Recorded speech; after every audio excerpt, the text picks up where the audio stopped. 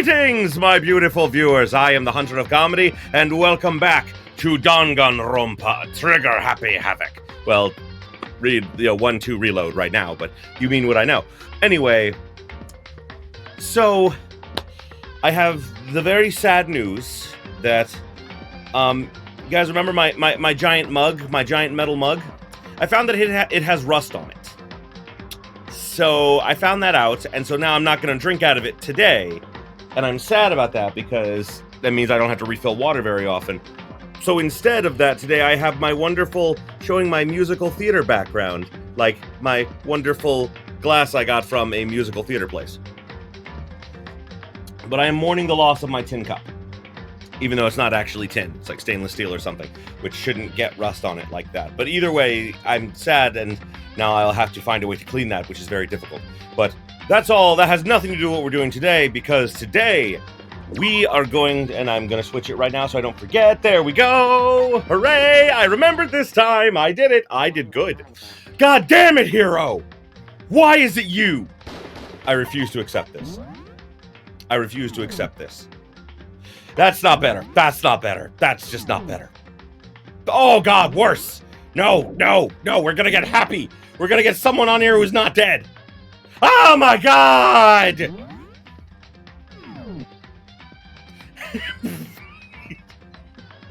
I was literally about to say, anyone but Byakuya, and then I got him, and I'm like, well, fuck.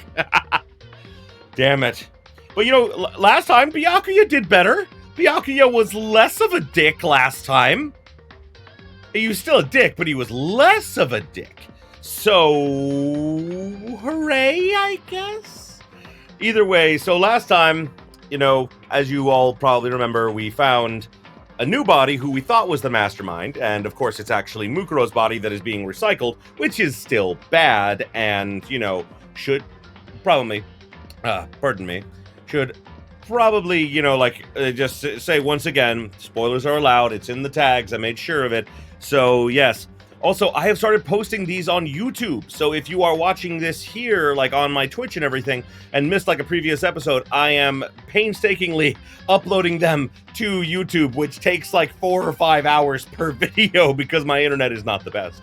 So, yes. All of these, I hope to actually have all of them up, this entire series by the time the last episode airs, and then, from then on, essentially, every Saturday, I will be posting a new, episode, basically, the previous week's episode, while I'm, streaming and everything, so, hooray! Now everyone knows what's up, and after we finish this, we're gonna move on to, Danganronpa, well, Super Danganronpa 2, Goodbye Despair, after we finish up this game. So, hooray! Oh, headphones is on now. Oh, that's a little loud in my headphones. Okay, there we go. So yes, we're investigating the murder. We don't know where Kyoko is right now. Well, I mean, I know where Kyoko is right now. She's up on the 2nd floor and everything. And, you guys pointed out something to me last time about, how there actually is a camera on, the 2nd floor that, Kyoko is on. And the mastermind probably knew that. Junko probably knew that Kyoko was there, and thus decided to do all this while she was away and couldn't investigate. That makes more sense now that I think about it. Well, I better start by checking out the Monokuma file. I kind of I didn't used to like this music, this investigation music, but I like it now, Due to the explosion, the victim's identity is unknown. Bullshit! They were, however, dead before the blast. The victim had been stabbed a single time with a knife, which went completely through the body. Oh boy. They'd also been struck in the head with an object as thick as a metal pipe.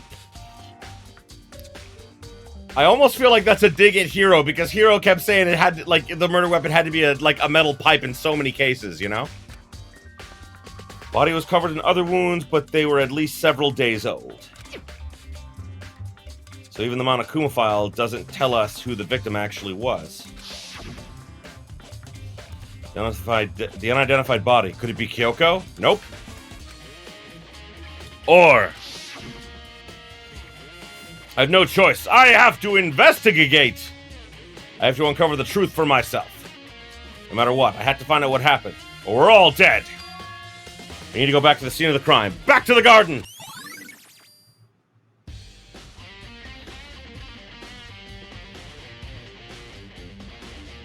Only 1K second. What do you mean, Zalaire? I'm confused. Did I say something? Oh, in third he thought... Okay, you're talking about the metal pipe thing. Okay. Yeah, and the third he thought it was the just... You know, you're right, but, like...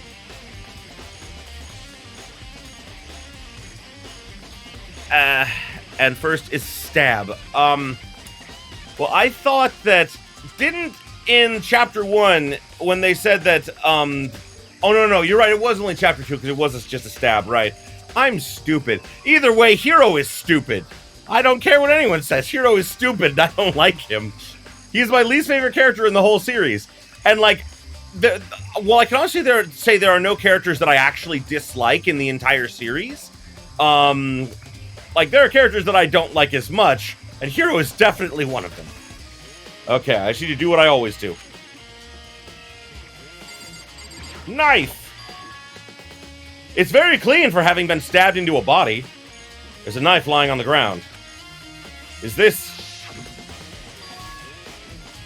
Must be the knife that was stuck in the body before it exploded. Force of the explosion must have thrown it over here. Only a few feet away from the body, from a massive explosion that originated from where it was. Monokuma File said the knife went all the way through the body, from front to back. Aha! Why did I do that? I don't know. Does that mean this knife is what caused the fatal injury? Either way, this knife. It looks really familiar, as though I put it away in my drawer a few days ago. Wait, is this? Oh, right. That's it. That's the knife that person was holding. This is getting weird. There are too many strange coincidences. Don't know why you had to go away and then come back to this. Whoever that person in the mask was that attacked me last night, they were holding that knife! And that same knife was used to stab the same masked attacker we found here. The wording is very strange. So maybe the masked person got stabbed because... when they attacked, I was kind of in a trance. Maybe I reacted by grabbing the knife. And maybe well, that's actually a really smart thing I didn't think about. Is that, you know, when you're sick, you are delirious sometimes. And, you know, he like, that's not an unreasonable conclusion to come to. And if this really is Kyoko, I mean, Kyoko is the one that attacked me. But why the mask? I just don't know. I don't remember anything clearly from last night. No, it can't be. There's no way! I found a knife. Oh boy. If I check the body more thoroughly, maybe I'll find out for sure if it's Kyoko or not.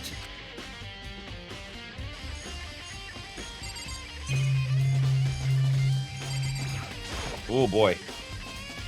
Over the half of the body got set on fire in the explosion, so it's totally blackened. Also, the top half of the body is wet. That's because we threw water on it. That makes sense. Love how one sploosh of water and magically the fire is gone. Since I only threw water on that part that was on the top half, the bottom half is the bottom half is still dry. I can read. In other words, there's nothing strange about the top half being wet. But the lower half, it's not wet. Why, brain? Why did I go there? I'm sorry. No, I'm not. No, maybe. No, necrophilia. No, I'm definitely sorry about that. There isn't, right? Hand! Huh? There's something weird about the body's fingernails. Those are fake nails, and they're really long. They seem like they get in the way of normal activity. There's also something on the back of her right hand. Is that a tattoo? It got burned, so I can't make out the whole thing, but looks like it's a picture of a dog or something. Never seen anything like it before. Sad, Mukuro is dead. Oh, I mean, she's been dead for a while, but still. White jacket the victim was wearing got totally burned up. There's only one little piece left. Lower half of the body didn't get wet at all. After the body blew up, the top half got set on fire, so I dumped a bucket of water on it. This explains why the bottom half isn't wet. Nothing strange about that, right?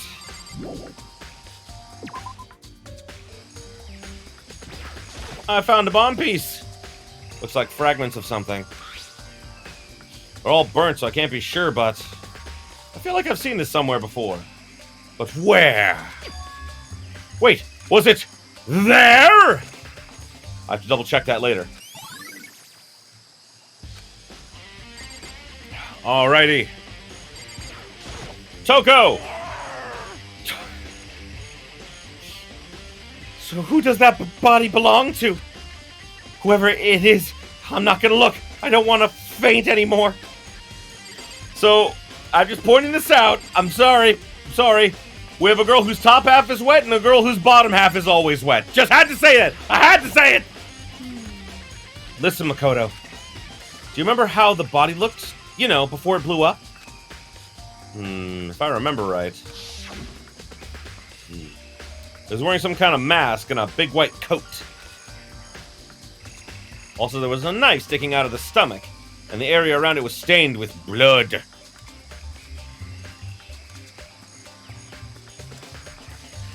I know, I was thinking the same thing. It's more of an error. Either that or, oh my god, because we don't see her body, actually. A conceivable way to have done it is literally, like, carve out, like, a part of, like, the lower part of the body, and have that be where the, like, the explosive was. Literally, like, just cut open her stomach and shove it inside there. Like, that would still do it, although more of the body would be destroyed in that case. Yeah, that's definitely an inconsistency, you know, to say the least. Apparently, the wound had stopped bleeding, but the blood on the body was still wet. Rocky said not to touch it to avoid getting all bloody. I don't think that's why he said not to touch it. But for how much blood there was on the body, I don't see any on the ground around it. Okay. Wow, thanks. That's a big help. Now that you explain that, I totally remember how it looked. Oh, you're welcome, Hina, and so does the audience remember. Well, having to talk about it like that helped me remember a lot, too. So thank you, Hina. Yes, thank you, Hina.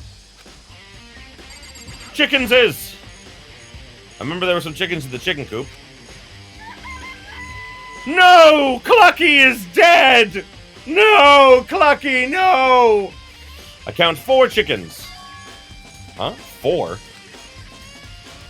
Yo. What's going on, Makoto? Oh, I'm glad you're here. You're gonna be very upset about this, so I'm very glad. Listen, do you remember how many chickens there were in here? Of course, there were precisely 5. Yeah, right? Huh? What's wrong? There's only 4 chickens here now. We're 1 short. Oh! Oh! That's so weird. I wonder when it disappeared. But I was down here just before nighttime last night, and there were definitely 5 chickens then. What are we gonna do? Going from 5 to 4 is gonna have an impact on the structure of the world, you know, because of our alien overlords and all that stuff. conspiracy. It's like a jigsaw puzzle. Even a single piece disappears, the entire world will remain unfinished. So human beings are fine to take out of the puzzle, but chickens no? Really? Really, bro? I did my best to ignore Hero and focus on the problem at hand.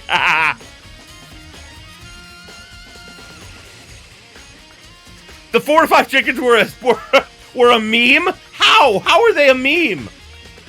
Why did one of the chickens disappear? Could it be related to the case? Oh boy.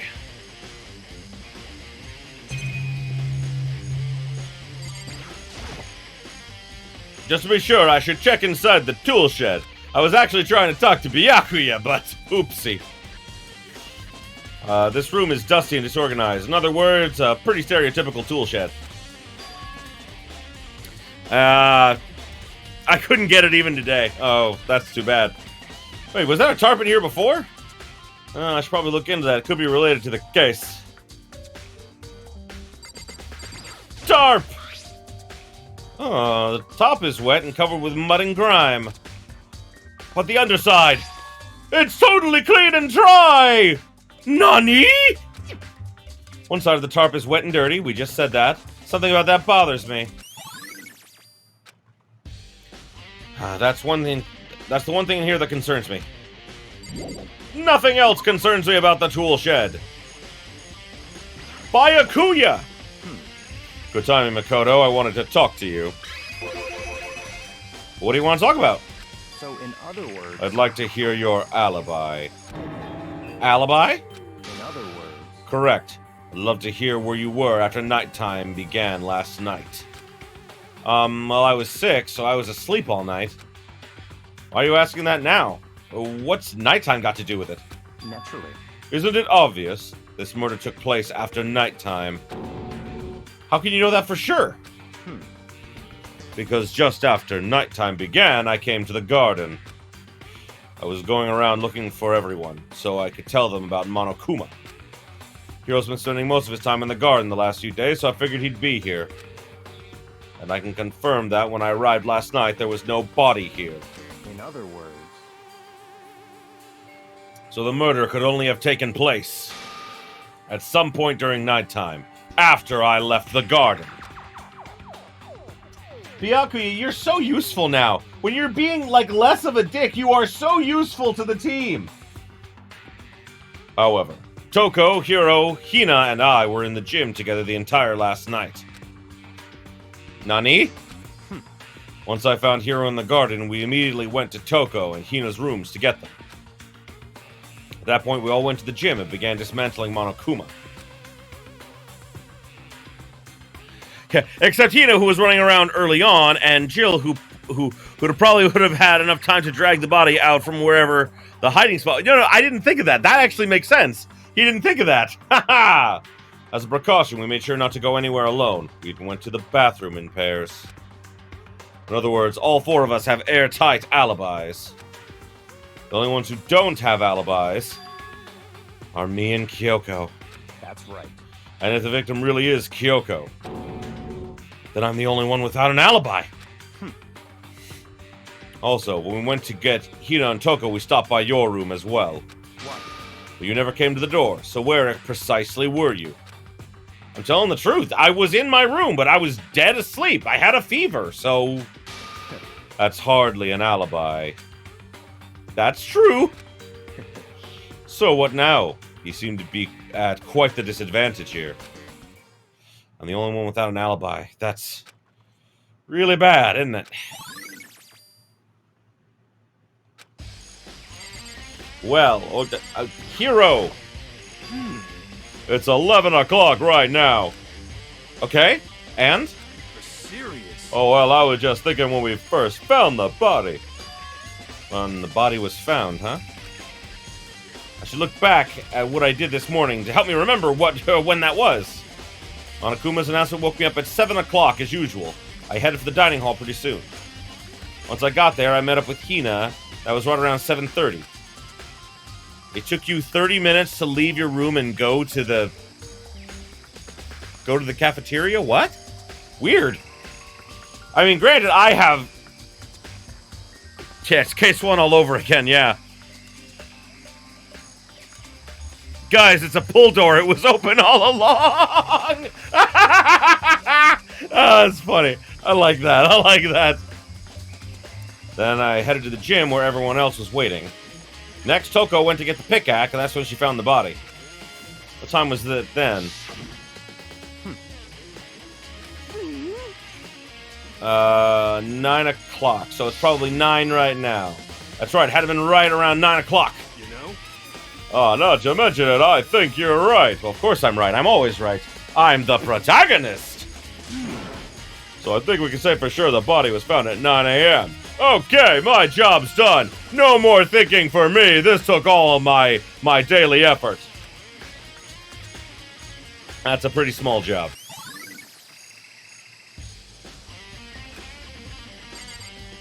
Alrighty, let's see. I don't think I've seen everything there is to see. What else is there?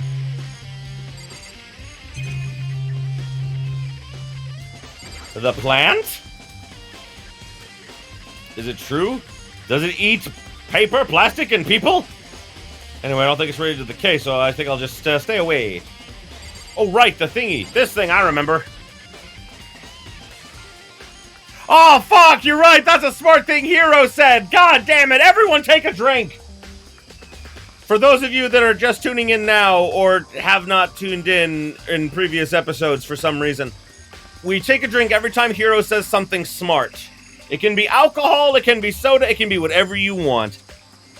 Well, yes, he acknowledged he's useless, but he also told us what time the thing happened. He figured it out. Okay. There we go. This is the control panel for the sprinklers. Let's turn on at 7:30 every morning, and Monokuma said the time positively can't be changed. Huh? Hold on. So sprinklers turn on at 7:30 each morning, right?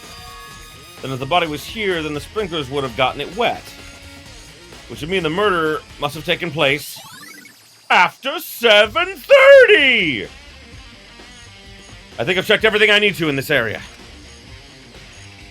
Already took it. Delicious coffee. Aha!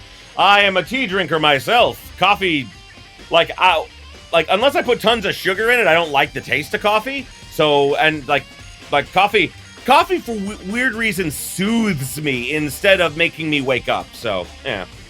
But I'm not done yet. There are other areas I need to check. Specifically that fragment I found before. There's somewhere I need to go in order to confirm my suspicions. Oh no. My serious face is getting stuck. I still need to find out more about Kyoko. Is that corpse really Kyoko? If that's true... Was that also Kyoko who attacked me last night?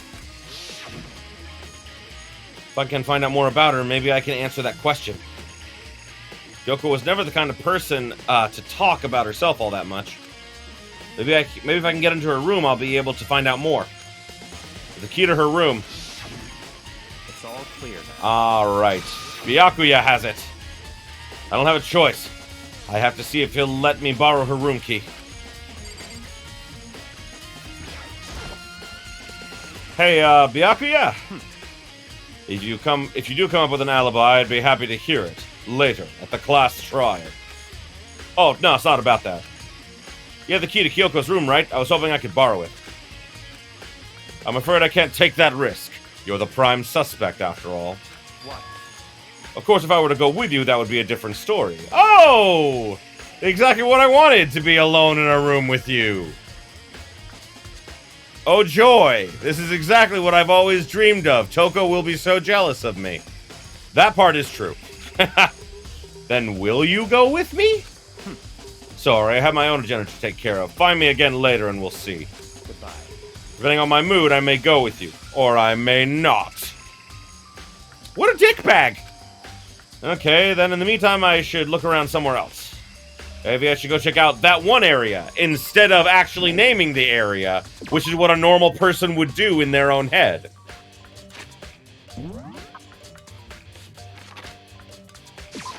To the Gaim! This isn't the Gaim. This is the Gaim!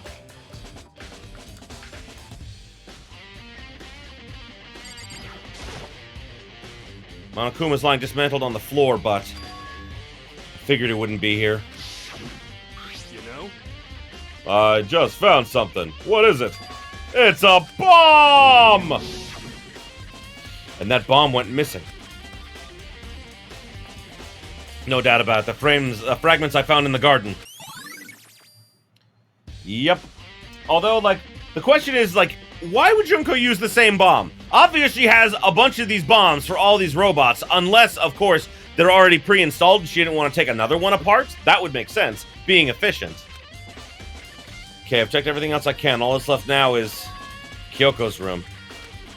I should head to the garden and ask Byakuya.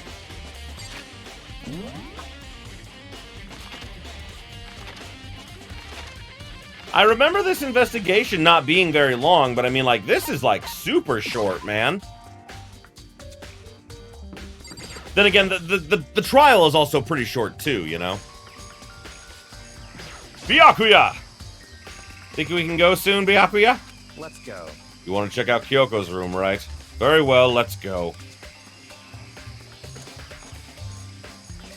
See, like, I know, I was thinking the same as you. It's probably not the same bomb, but then why take the bomb in the first place? Other than to hide the fact that it is that same bomb. Like, that makes sense, but I don't know.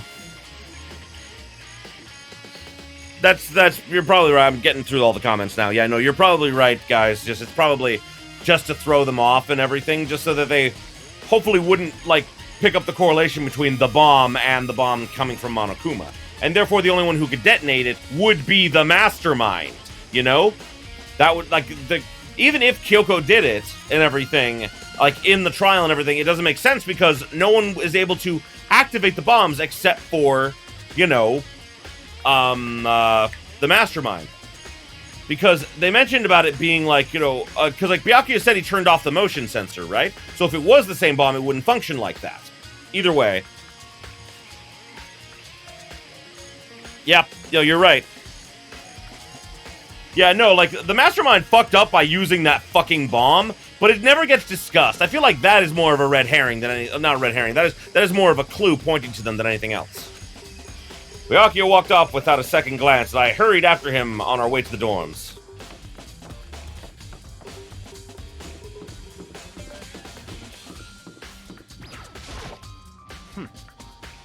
Well then, here we go. Byakuya took the key and slid it into the keyhole. Ah, it's open. Looks like it, thanks.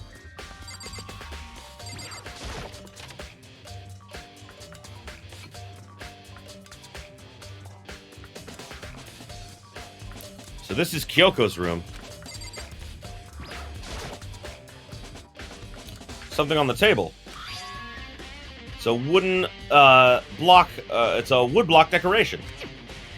What? What's this? What purpose does it serve? I think it's probably a key.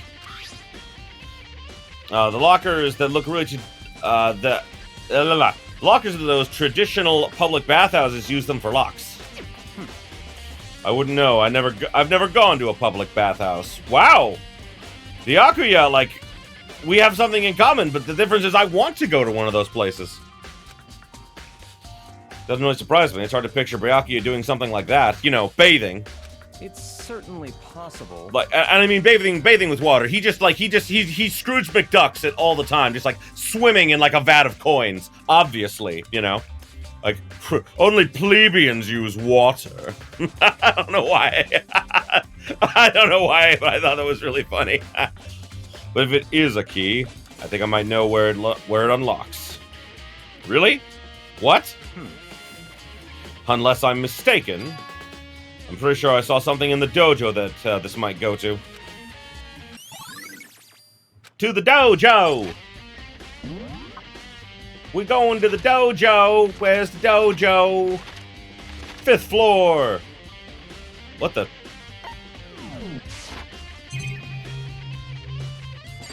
apparently I can't leave yet. What? You wanted to come here, right? So what is it you're looking for? Nothing in particular, I just thought we'd find some kind of clue here. A clue that might help us understand Kyoko. Come on. You can't be serious.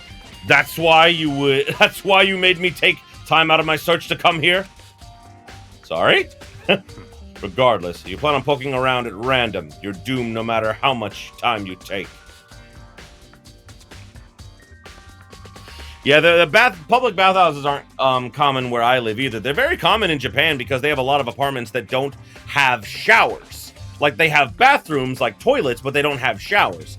So people will go to a public bathhouse and everything, and then, like, you know, they'll just do that instead of showering every day. Which I don't know if I could stand, because, like, I could have, like, I was presentable enough today that I could have been on here without showering, but I was like, no, I still feel dirty and I want to shower. Surely you have something more concrete, something to give us some sort of direction here. More concrete. Oh, I know! Earlier, Kyoko gave me something. What's this? It's true. Oh, in case something happened to her. Right. I'm sure I have it somewhere. Found it! What's in the envelope? Kyoko gave it to me. Said if something ever happened, I should open it. Interesting. Well, something certainly happened, so open it. Okay. I opened the envelope and looked inside. It was a single piece of paper. Under the sheets. What? That's all that was in there? Yeah, looks like it. Under the sheets. What could under the sheets mean? Could something be hidden under the bed sheets, I wonder?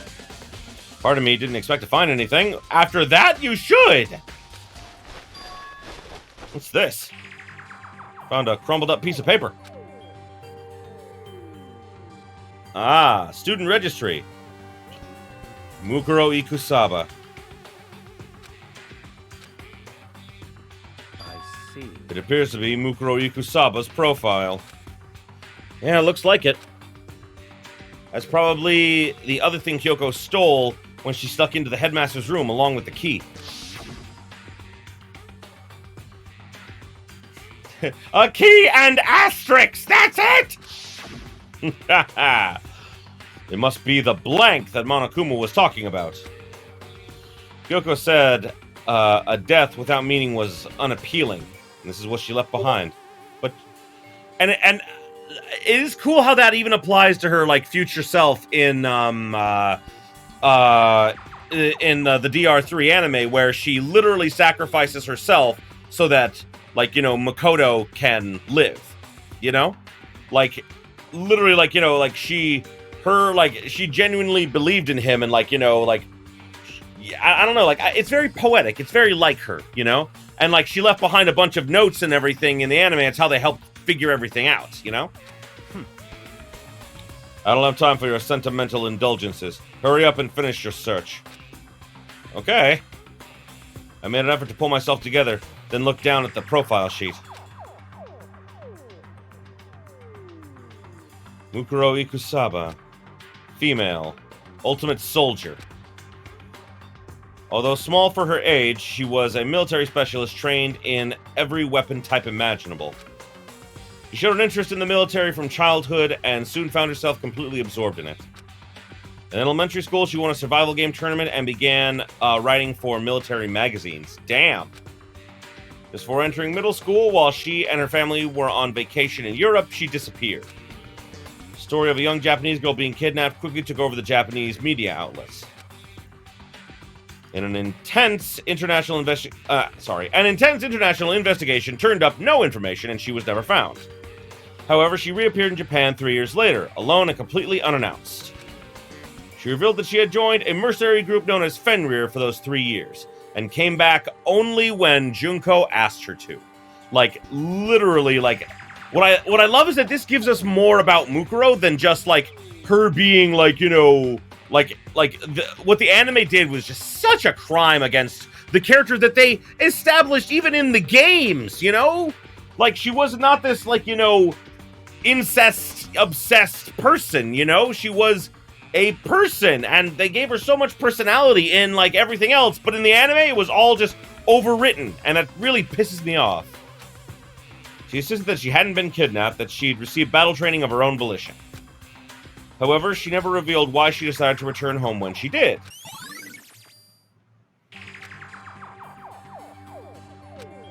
The Ultimate Soldier, a mercenary group. This doesn't feel real. The world I grew up in, it's like a completely different dimension. It's like one's nonfiction and the other is sci-fi, and there's no way to compare the two. That's how different this is. That's how I saw things as just an ordinary person, but then... I see. I never imagined I would hear the name Fenrir in a place like this. Oh, he knows about Fenrir. I forgot that. Huh? You recognize it? Naturally. The Fenrir Mercenary Corps is a collection of battle-crazed warmongers. But they do have their uses, and they get the job done. They're worth remembering.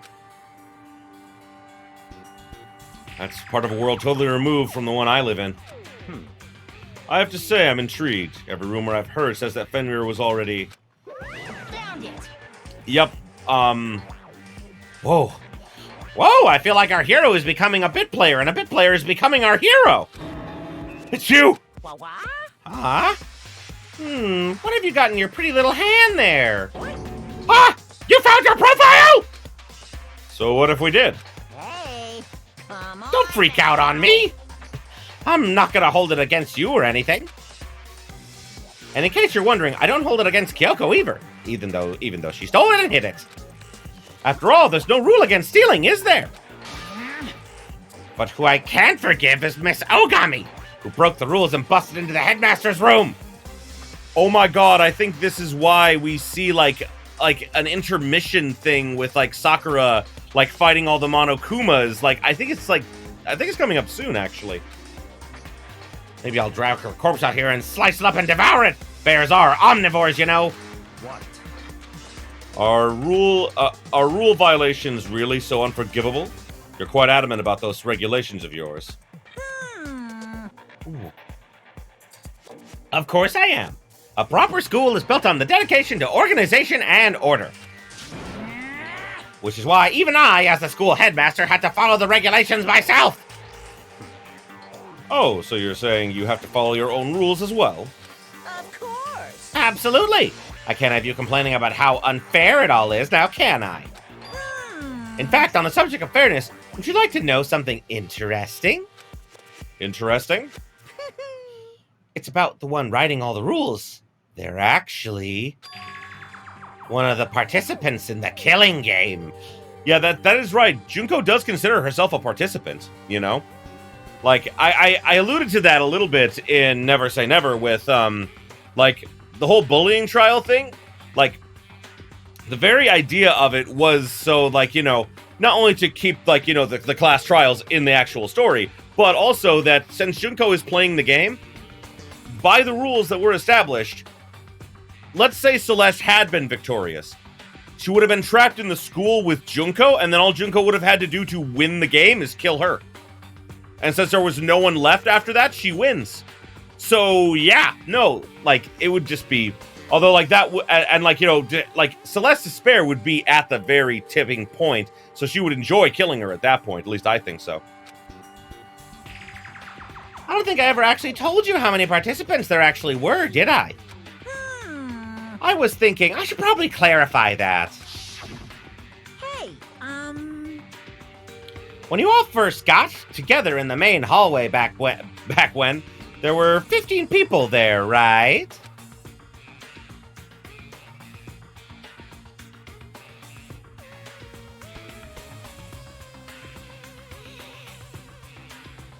To my knowledge, she never, like, in my story, she does consider herself a participant in the game. Like, and Mukuro said as much, too, is that, you know, Junko is trying to win the game in her own way as the mastermind. So...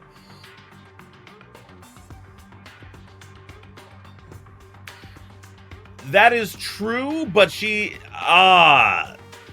definitely wouldn't think of it that way. She would think of it as herself as a separate entity. So yeah, even then, that does break the rules. Oh, that's gonna be interesting, because now I'll probably bring that up in the story. Oh. Yeah, so that means that with the bullying trial, she would have to execute herself too, but... oh my god. Okay, I have an idea for that. It's gonna come up later. You're gonna like it. You're gonna like it. I don't want to spoil it here. Oh, but... oh, man. Oh, seeing everyone, all of our dead friends. I think that first meeting may have led to a little misunderstanding among you all. A misunderstanding? Are you saying... in other words. That's right, there weren't actually 15 of you. Yes, indeed. Total number of students taking part in this killing game was actually 16! And there's always 16 in every of the other games, you know? Write that down. No, you're right. Hold on. Doing it now. Shit. Hold on, guys. I forgot something very important I have to take care of right now. I got a reminder on my phone. Hold on. I'm gonna switch the screen here. I promise I'll be back in just a second. Okay, I'm back. I'm very sorry about that, guys. I realized I know I've mentioned it once or twice before, but I take a very light anti-anxiety medicine because of my anxiety really flared up because of the whole COVID situation here and everything, and I forgot to take my pill today. So I literally have a message, like a reminder on my phone in case I forget, and I was literally like, shit, I was supposed to do that a couple of hours ago, so I went and I did that real quick, so sorry about that, guys. Shoot, I left the door open, closed door. I know you guys can't see the door, but still. Oh, I did write down the idea. I wrote down the idea. I have it in like notes on my phone, and I keep that next to me when I write, and oh god, I have so many ideas. So many good ideas. There's my controller. There's my controller. Okay. Sorry about that, guys. Oh boy, everything working? Everything back? Hooray! Everything's working, everything's back. Yukiro Ikusaba, The meme the returns! 16th student, lying hidden somewhere in this school. My god! The one they call the ultimate despair. That's actually something that was not written in the profile, though. So,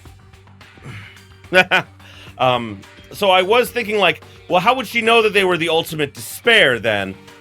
But it actually makes sense, because if you think about it, probably bits of her memory were coming back, and she probably knew a little bit about that, and probably thought that, you know, Mukuro was the ultimate despair, because, you know, she was the only one not in the game. Watch out for her. The 16th student, Mukuro Ikusaba. She's part of this school life. So the one making all the regulations is... Huh? Did you say something? Why are you telling us this? Well, because... Like I told you before, this killing game is desperately popular. You wouldn't believe the ratings! And since we've got so many viewers now, I want to make sure everyone was on the same page. I don't want to wake up to a hurricane of complaints and hate mail, you know? Yes, indeed. Make sense? Well now. Okay, that's all you get for now. Oh, actually, I do have some revenge to get, so I have an extra bonus for you. Oh god, revenge? I want to get back at that sneaky Miss Kirigiri, so I'm gonna share a little secret with ya. Seriously? Hey, You know how she wears those stupid gloves day in and day out all the time? Well, don't tell anyone I told you, but... She wears them to cover a bunch of hideous scars that she doesn't want anyone to see. Why would you tell them that? You are literally... Like, you're literally pointing out that... Oh my god, I get it now. Okay. They're literally... I get it now. I was thinking... I was like, you're literally outing the fact that, like, the body we found isn't hers. And then I was like, wait. Never mind. Like, you know, Kyoko's gonna show up for the trial anyway. And, like, it's... literally just a final dig at her, not realizing that that's gonna fuck her over later. Junko seriously fucked up on that one. What? Okay, now that's all you get.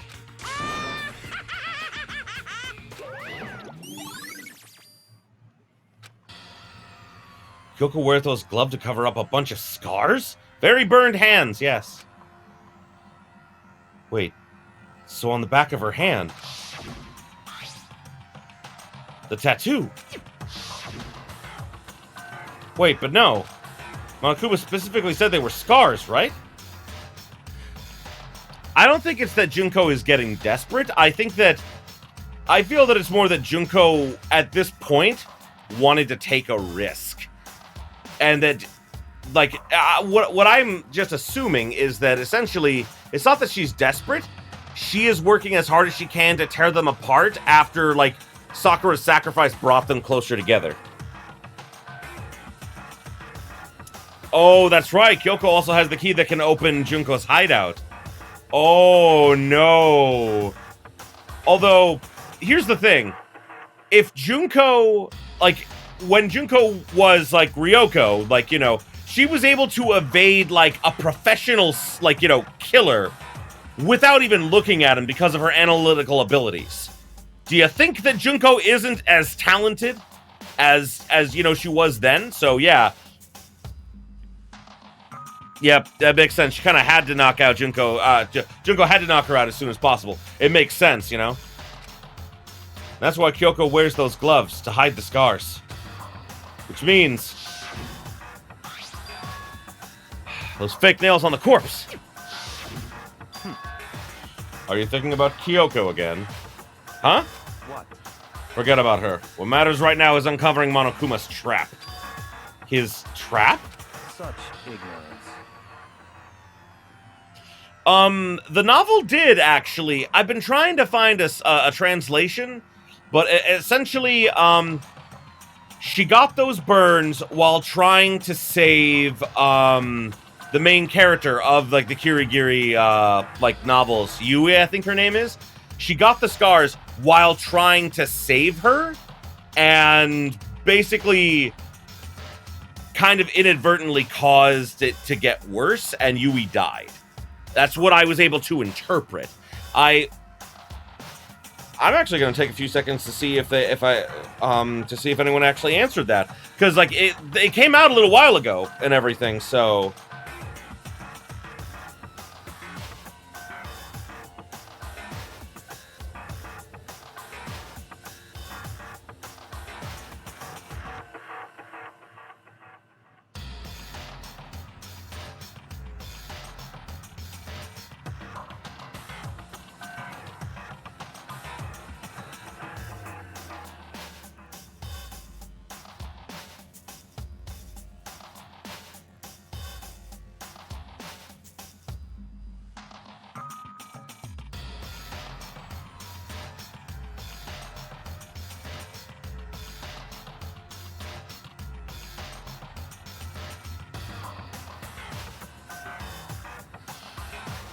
I can't find it. Sorry. I figured if I could find it quickly, I'd share it, but, you know, I didn't want to sit here for a long time and not do anything, so...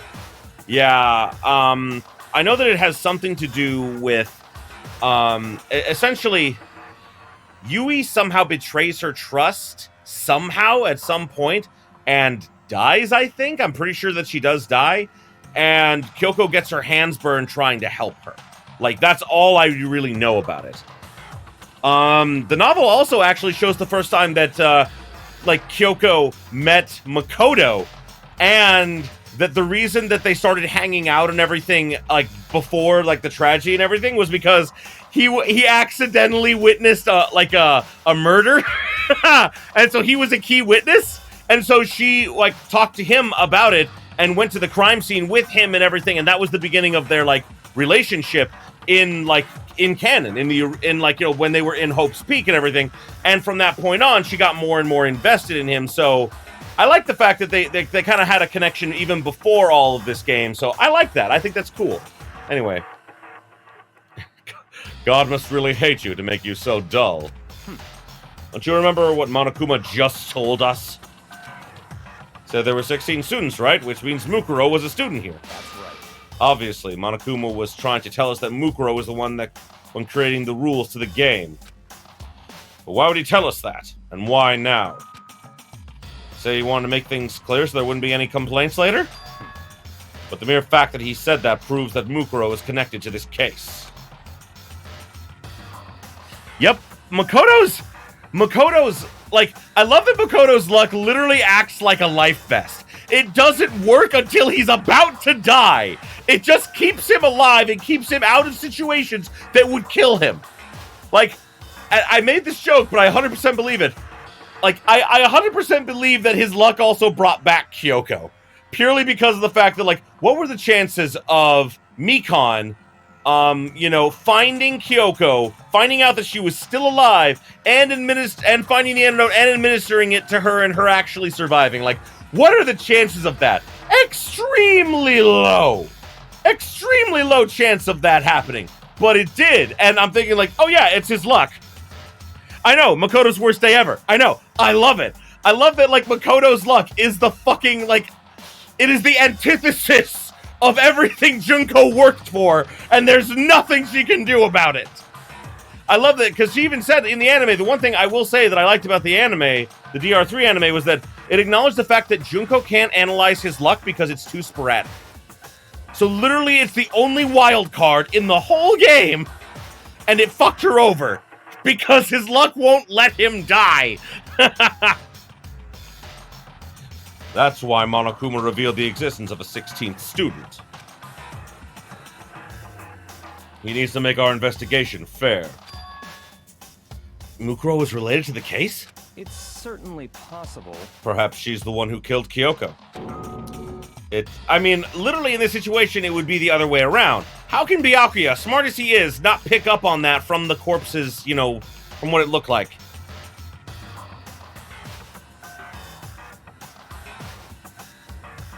Yeah, Nagito's luck is predictable. The reason Nagito's luck is predictable is because whatever he does will work out in his favor by luck.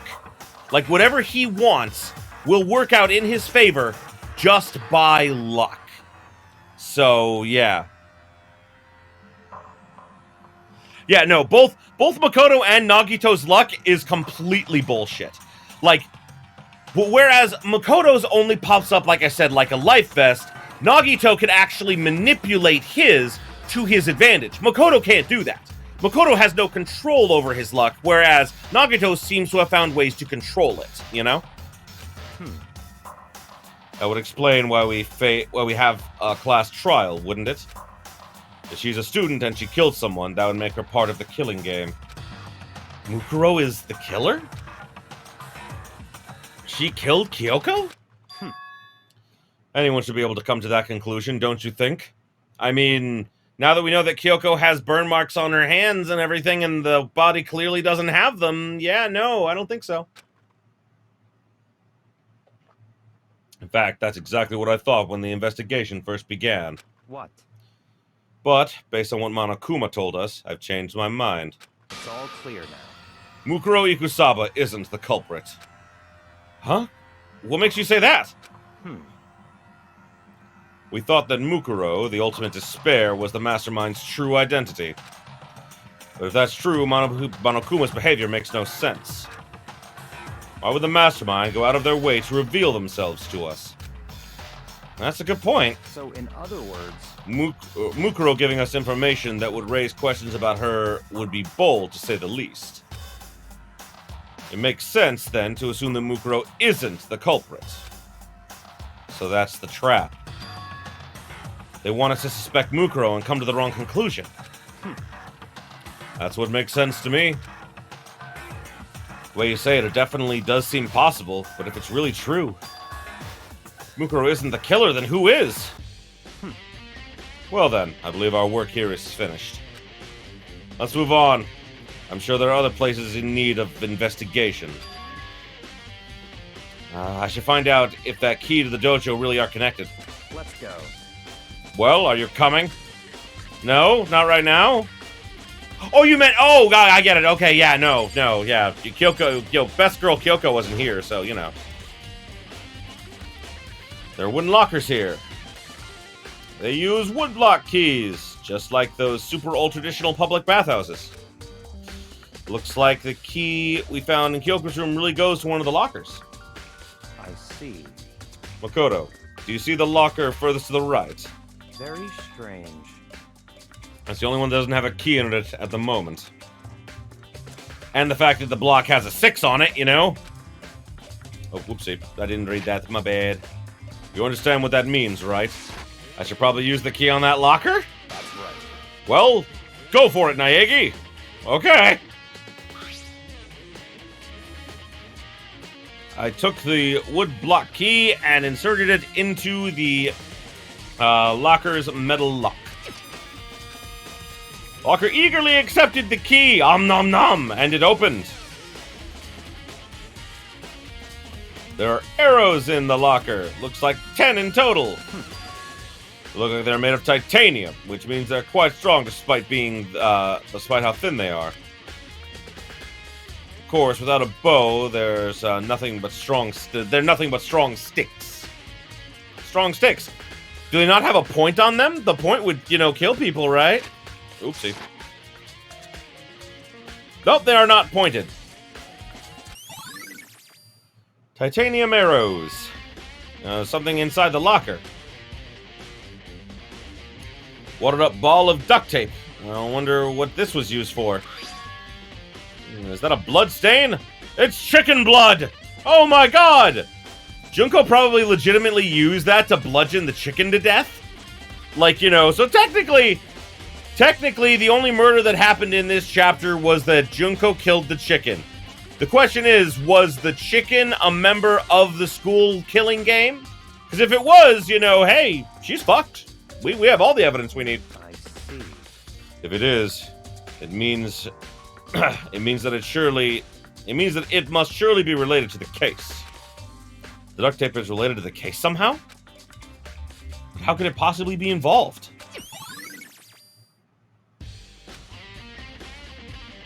I think that's all the locker has to offer for now. Is something wrong? Very strange. It's very odd, don't you think? The locker was hiding items that were clearly related to the case.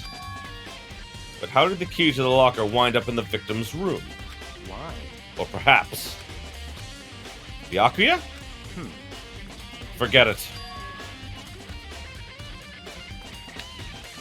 Well, I know that, but, like, don't they need to have some kind of a point to stick in the target, otherwise they would just bounce off. That's what I was trying to say, Drake. Was, you know, like, even training arrows have some kind of a point to them so that they can stick in, you know? What next location? Oops, did I skip something? I must have. We need to continue on to the next location. What? There's still something we need to look into. We need to do more research on Fenrir. Fenrir? You mean the mercenary group that Mukuro was part of? How are we supposed to find out about that? Isn't it obvious? Where in the school would you go to do research on something? The Librare! They're talking about the archive in the Librare? Right, the archive has all kinds of info the general public doesn't have access to. Let's go. We only have so much time before the trial begins. Let's hurry.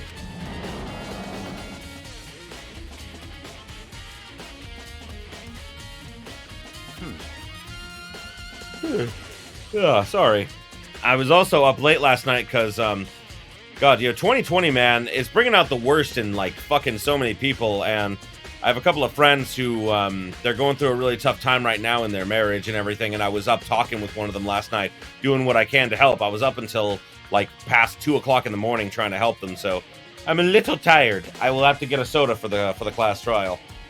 I believe there was a file related to Fenrir somewhere over here. Byakuya seemed to know the archive like the back of his hand, and went straight to the shelf in the back. Here we go. He quickly returned with a file in hand.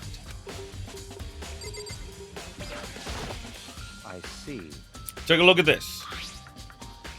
I have no idea what it says. What language is this? How did you make it all the way to high school without learning a single word of French? Most people are taught Spanish, like, you know, in America, and I took a semester of French, but I can't read French. I'm pretty sure most high schoolers can't speak French. Well, whatever. I'll read it for you, but I expect you to repay your debt 100 times over. Right, I will keep you from dying. How's that sound, bro? 100 times? Isn't that kind of extreme? Fenrir is an elite fighting unit based out of the Middle East. Unlike military contractors, they are a fierce group of soldiers who engage in direct combat. Okay, that's a point, Drake. I didn't think about that. Not if the target's made out of foam. That's fair.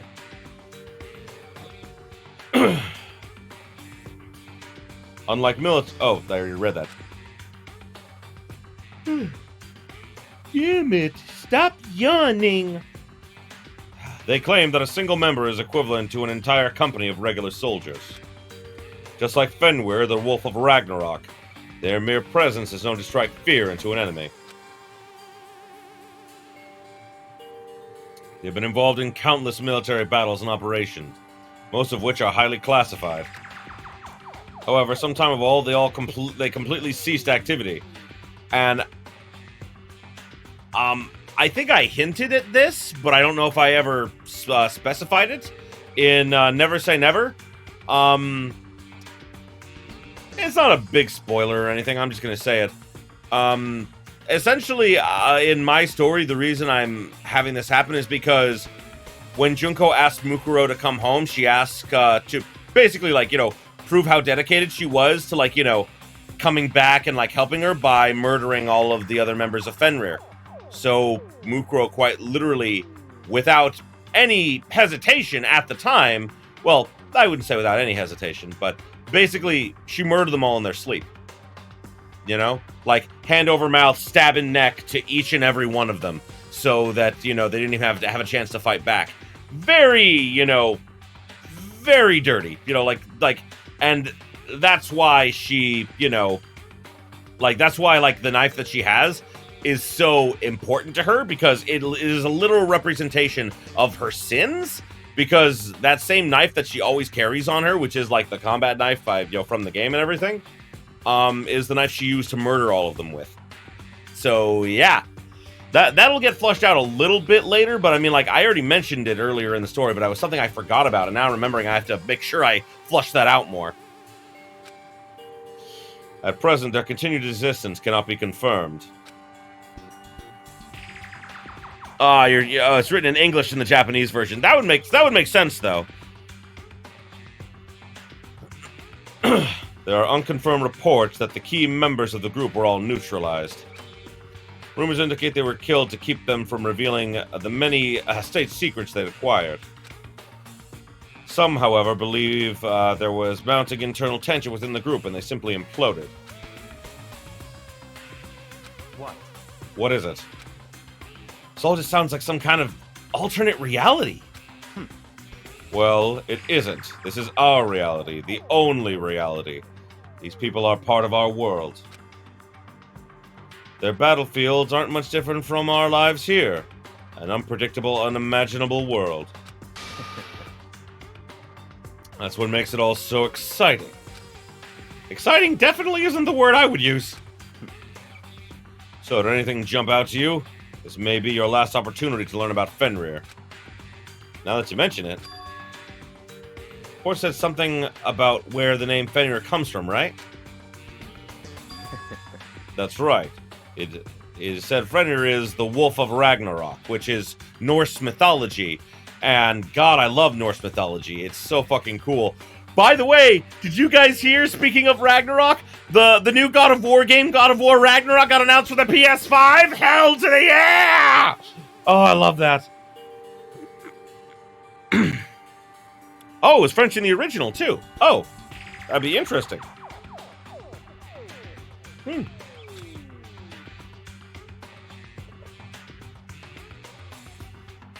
Speaking of which, would you like to know something interesting related to that? To show that they're a member of the team, each squad that joins Fenrir gets a tattoo representing Fenrir somewhere on their body. What? They got a tattoo of Fenrir? Could that mean... Oh no! Ding dong bing bong! Time is utterly silent, and yet it constantly assaults us organisms, the Earth, natural phenomena. It damages us little by little until the end. You should really think about that. I don't want to. That seems sad. Anyway, it's time to begin the class trial! I'm sorry. I love that. Like, the very serious, you should really think about that. Anyway! So, please meet up in the usual spot.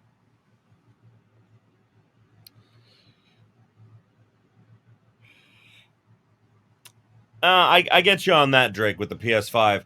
I decided to pre-order it because they announced that Devil May Cry 5 Special Edition is available day one on launch, and Devil May Cry 5 is like one of my favorite games of all time. I love it so, so very much. I did a Let's Play of it on YouTube that like no one watched. But I love that game. I love that game, and I was like, you know what?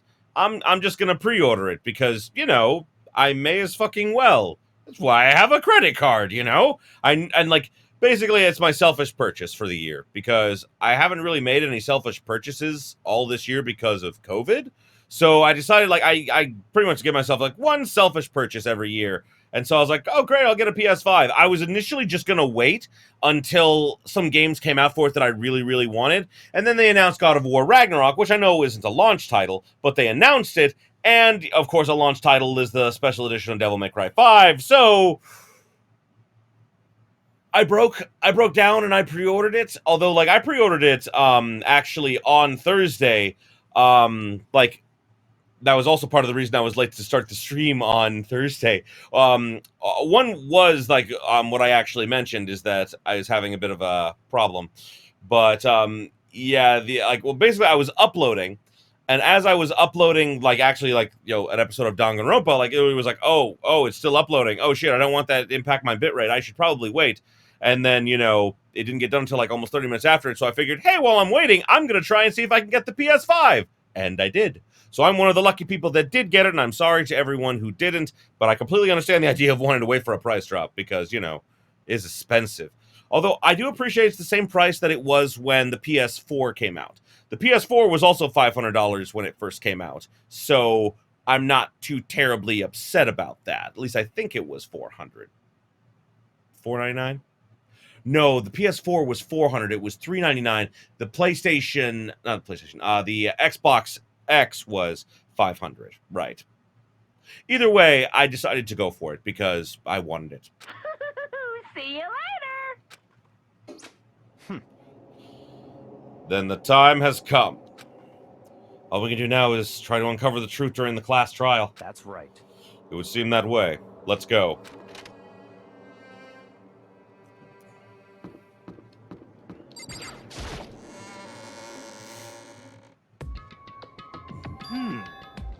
Whoa, Byakuya and Makoto showed up together.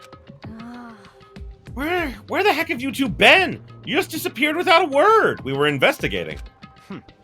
We were investigating, of course. How could you not figure that out by this point? Makoto's ranked high enough for you to go off together? Just the two of you? See, I told you. Told you she was gonna get fucking jealous. What? Are you jealous? Obviously. Hey. Or are you making up some kind of creepy fantasy for yourself? Probably both. Probably both. Oh my god, does that count as a smart thing? Does that count as a smart thing? He's technically right. What? Stop talking and brace yourselves. He'll be here any second. Any second. He could show up at any time. When I imagined what was about to happen, I immediately tensed up and prepared myself. But we stood there for 5 full minutes waiting for something weird to happen. Damn you, hero! I need more coffee.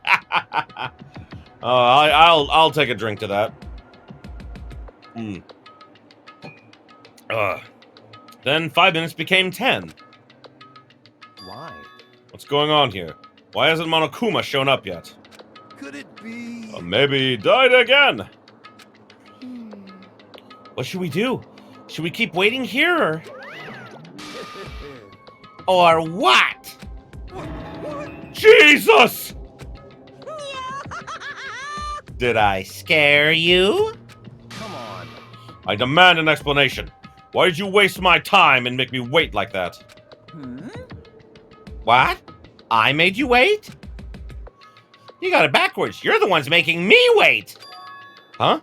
In other words... I'm waiting for everyone to arrive. We can't start till everyone's here now, can we? What are you talking about? Everyone is here. We've all been waiting for you.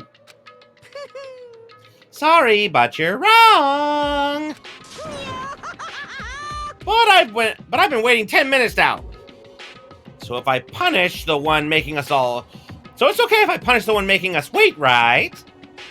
We all agree it's a violation, so I'll arrange a punishment right now. Again, trying to get Kyoko knocked off early. If it's me you're waiting for, I'm here. When we heard that voice, we all spun around to look. Hey, If I'm here and no rules I'm here and no rules been broken. Kyoko!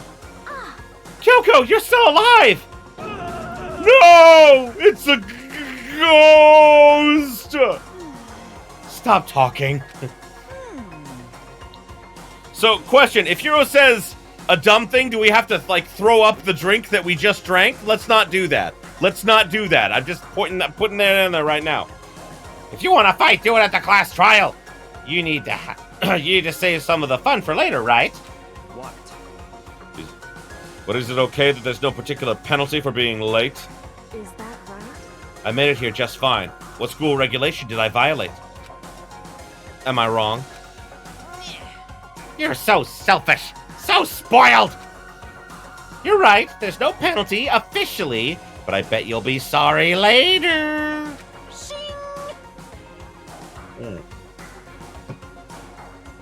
No, I'll make sure you're sorry later. Anyway, hustle your butts into the elevator. I'll be just one step ahead of you. When Monokuma was gone, we all rushed up to Kyoko. Kyoko! So you really didn't die? Indeed. Of course I didn't die. Thank God, I'm so glad you're okay. I love how close Hina and Kyoko become in like the later, in like, you know, like the anime and everything. It's so good. Perhaps that's not necessarily a good thing for us. Huh? He's right. Now we gotta deal with a ghost. I told you, stop talking. Let's go. Come on, let's just go. Whatever we need to discuss, we can do it during the trial. Without ever looking directly at Kyoko, Byakuya stepped into the elevator. Master, wait for me! A good call. Who knows what might happen to us if we take too long. But I'll be happy when this trial is over. I don't think you will be, Hina! One after another, everyone piled into the elevator. But I couldn't help myself. I had to talk to Kyoko before the trial started.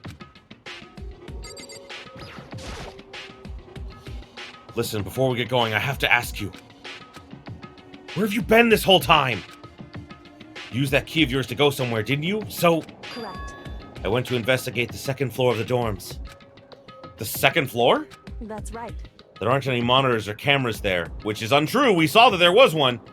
So I was able to avoid Monokuma completely. Of course, I also missed his announcements because of that. Whew. I had no idea a body had been discovered. And when did you find out? So, Just now.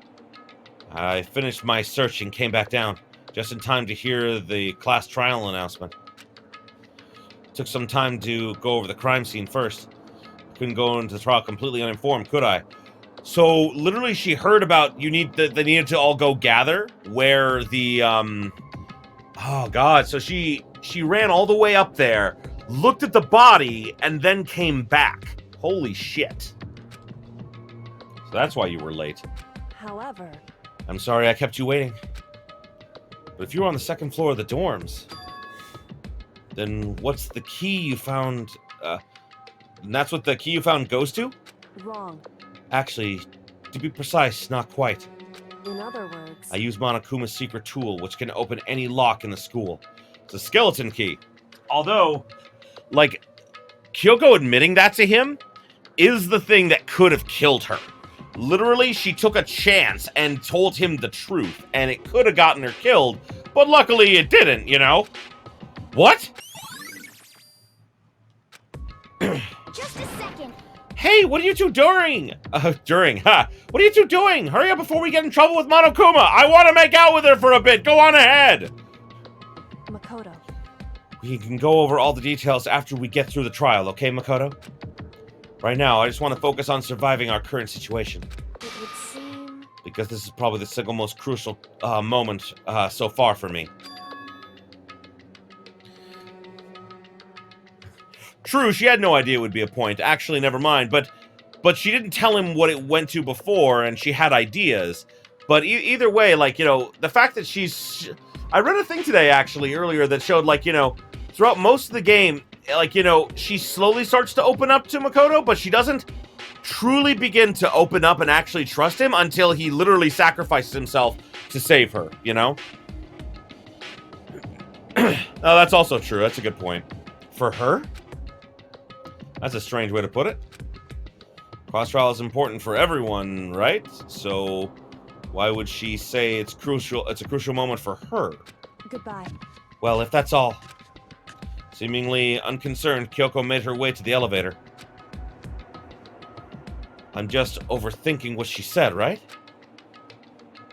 Nope! Being the last one left, I stepped into the elevator. And the doors slid shut. God, there's so few of us now. This time the clunking was loud enough to hurt my ears, and the dread began to consume me once again. Can't imagine ever getting used to the mental pressure that comes with preparing for an execution. In that dusky darkness, nobody said a word. We just stood there, silent and still. After an immeasurable period of time, the doors opened without warning. Dazzling light penetrated every depth of our eyes. But it wasn't the illuminating light of hope. It was the blinding light of despair. Oh boy, it's a very loud room. I forgot how loud this room was in color. Ha, I've been waiting for this. Oh boy. Oh. I choked on my own spit. Oh boy. I feel like it's been forever since we got together like this. It was literally a couple of days ago. The time for pointless jokes and jabs has passed. Thrills, chills. Let's get on with the show. It's blinding, all right. Yeah. So the curtain opened for the 5th time. A deadly judgment, a deadly deception, a deadly betrayal, a deadly riddle, a deadly defense, a deadly faith, a deadly class royale! Yes, I would love to save. Please and thank you. Ah. Memories float back. Kyoko is gone, and a mysterious masked body appears. The threads holding them all together begin to spin and twine into one. Makoto, stop being poetic. Yeah. Let's see what's. Did I get any more skills? Oh, I got the cool and composed. Oh, steadies your aim. Nice. Anything else? Nope, I don't think so. Well, as always, we're going to take a little bit of a break here. Let's come back at 1:45, just about 5 minutes from now, and I will get more tea, more water, and a soda. So, I will be back in just a few minutes. Okay. I am back. Hello, everyone. Oh, boy. Oh. Hey, we have more people here now, I think. Yes, it jumped up from 3 to 5. More people are here. If you're able to, say hello in the chat. If you are not able to, hello, new people. Hello, Drake. Hello, Zilaire. You guys are always here for me. I have peed. I have more refreshments. I am prepared for this because this is going to be a very short trial, and we're pretty much going to roll right into, like, not the investigation, but like what I think I'm gonna do is that next week we'll probably do, like, you know, all of chapter 6 in just like one sitting. So what we'll do is that when we get finished with, you know, chapter 5 here, pardon me, I'm burpy for some reason today, but we're gonna, like, you know, next week we're gonna finish up, you know, Danganronpa Trigger Happy Havoc next week. So that'll be fun. That'll be next week. And pretty much we're going to do the investigation and the trial and the endgame all in one episode. So I may go a little bit longer. I may actually start earlier. I may start like an hour earlier to give myself a little bit of leeway and enough time, because I figure it's probably going to take us a little extra time to get through it all. So yeah, I am excited. Okay, trying to switch. I have switched. It has been switched. Hooray. And now we need to get back to the bullshit trial. You know, the trial where, you know, Junko is just manipulating everything to try and kill Kyoko, and it still fails. Unless you choose the bad ending, which I'm not gonna do because that ending depresses me and I don't want that right now. Bam! All rise! Let's begin with a basic explanation of the class trial. So, your votes will determine the results. If you can figure out who done it, then I'll punish everyone besides the blackened. I still love that. Deceived everyone else will graduate. I love how he says the word besides. It's just so funny to me. Okay, well, I'll leave the rest up to you. Fuck you! Well then, let's discuss the specifics of the victim. First, we need to clarify who exactly the unidentified victim is. Yeah, that's fair. Damn it. Cord. Stop it.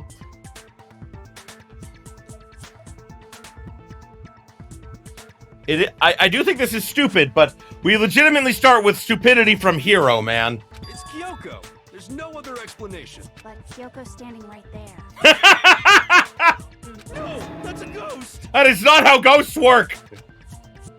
And I love how even she's like, I have no time for this. But she has legs and stuff. Well, that's just because she's like the latest evolution in ghost technology. Someone just throw something at Hero to shut him up. There's a limit to how much ridiculousness I can tolerate. I know. Okay. So I just have to prove that the corpse isn't Kyoko, right? Then let's compare Kyoko's traits to the traits of the dead body. Her traits? The one important trait is piercing glare. Her face! Her gloves. I'm talking about her gloves. They'll give us some insight into the mystery. I'm sure of it. In that case, I think it would be helpful if someone explained why she actually wears those gloves. And would you happen to know the answer? In fact, Monokuma told me. Apparently you have scars on your hands you don't want anyone to see. Oh, you know, now that I think about it, the corpse wasn't wearing any gloves, right? No, it was not. They probably just got burnt up in the explosion. That is not how gloves work! I'm not convinced. The ghost is just trying to fool us all. Can we just all agree that Hero did it? Can we just all agree that even though he has an alibi, that Hero did it and be free of him? No way that corpse was Kyoko, because she's right here. But if I can't prove why, we're gonna be stuck here and the case won't move forward. God damn it, Hero.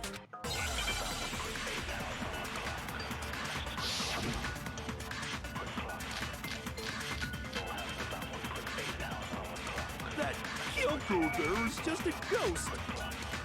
Impossible. Okay, then prove it. Prove she's not a ghost.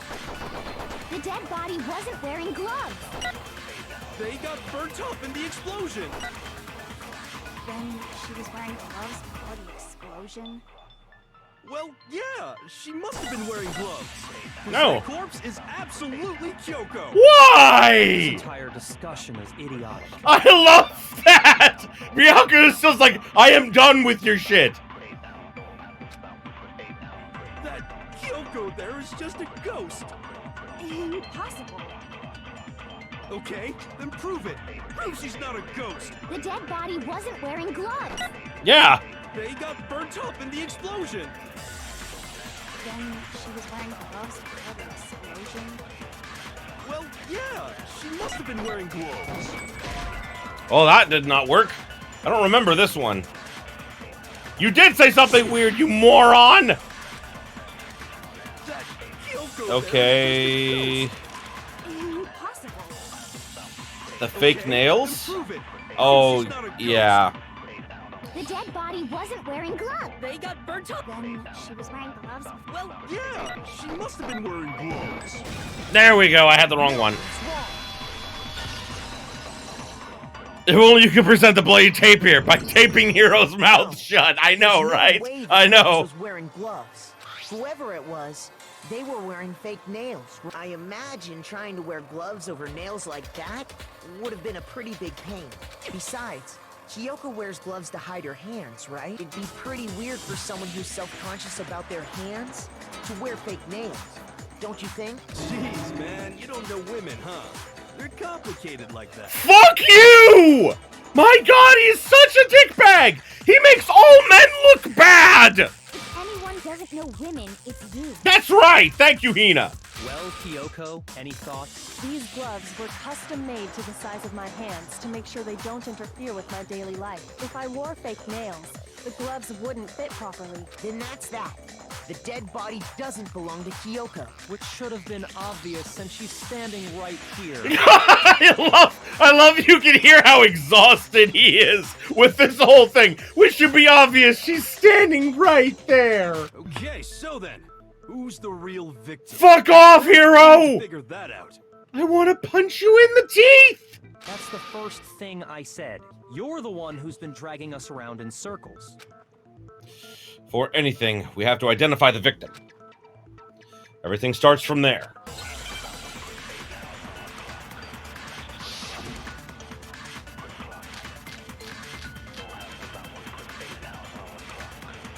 If Kyoko really is still alive, then who died? And who died? There's some way to figure it out. I don't think so. The face was scorched beyond recognition. And there wasn't any description in the Monokuma file. Oh, if we can't identify the body... Then there's nothing else we can do, right? Love how fast Hero gives up. If Kyoko really... Then who died? There's gotta be some... I don't think so. The face was scorched and there wasn't any description in the Monokuma... Oh, if we can't identify the body... We can! No, that's wrong. Don't tell me whose body I can't and cannot identify. There was one clue left behind that we can use to identify the body. What? For real? If you're lying, you'll die a cruel and unusual death. Thanks? Cruel and unusual death. This I gotta see. See? He's a fucking asshole! She's just being stupid. Ignore them, Makoto. Tell us what you're talking about. The key to figuring out who it was is the tattoo on the back of her hand. Oh, yeah. The design's pretty strange, huh? Is this a dog? It's a wolf. Her master must have made her get it. To be like, you're my bitch. Why? Why? Why, Toko? We've just started! Put your boner away! Seriously? They really did something that humiliating? Why do you believe her? No, that's not it. The identity of the victim is hidden within that tattoo. I never saw I say this, but thank you, Byakuya. Oh, really? For the tattoo with the other information we have. Where's the thing?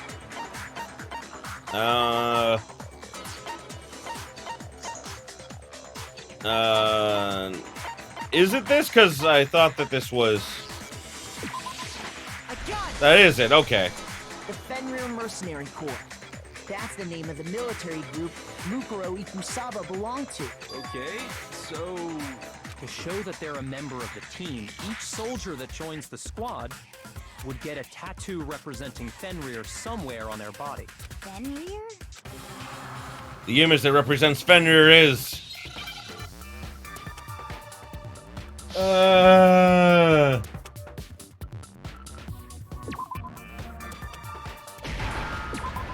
He's a wolf!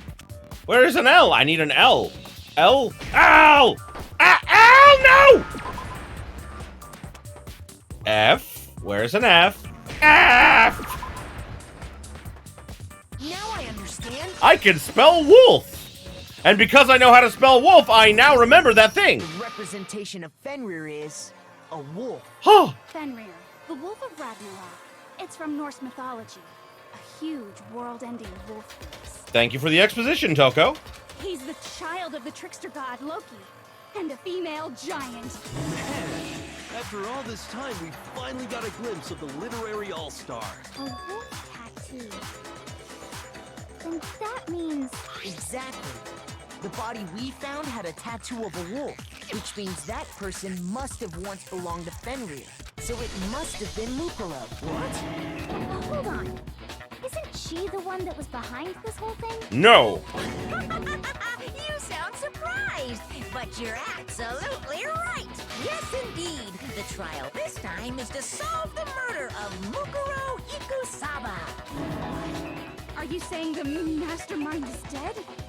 And now we have to have a last trial? No. It means we were wrong in thinking that Mukuro was the mastermind at all. But I mean, being the ultimate despair seems like a pretty mastermindy title to me. Maybe we shouldn't have been thinking of her as the ultimate despair in the first place. Yep. After all, looking at her profile, I didn't see anything that would fit such a description. All it said was that she was the ultimate soldier. If I remember correctly, that other information came from Kyoko. That's what you told Makoto, right?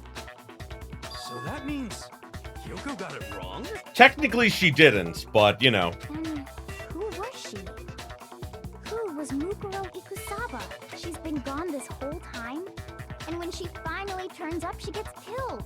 Not exactly. Usually when there's a scene where an important character dies, it has a lot more detail. This is not like a book, Toko! So you're saying she wasn't an important character, which would mean she was the same as us.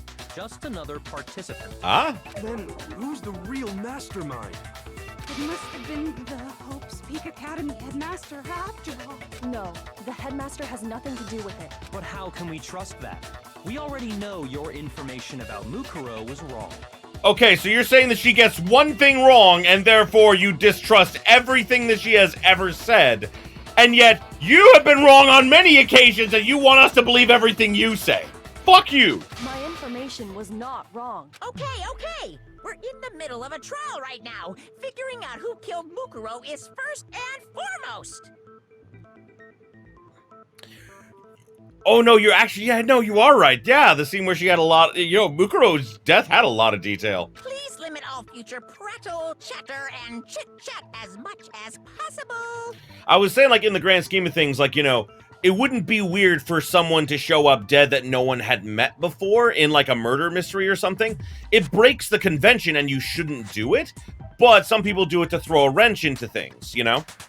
Fine. Uncovering the identity of the mastermind will have to wait.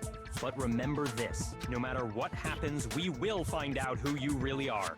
I stake my family name on it. That name that means literally nothing now. I have officially decided to completely ignore all such attempts at provocation.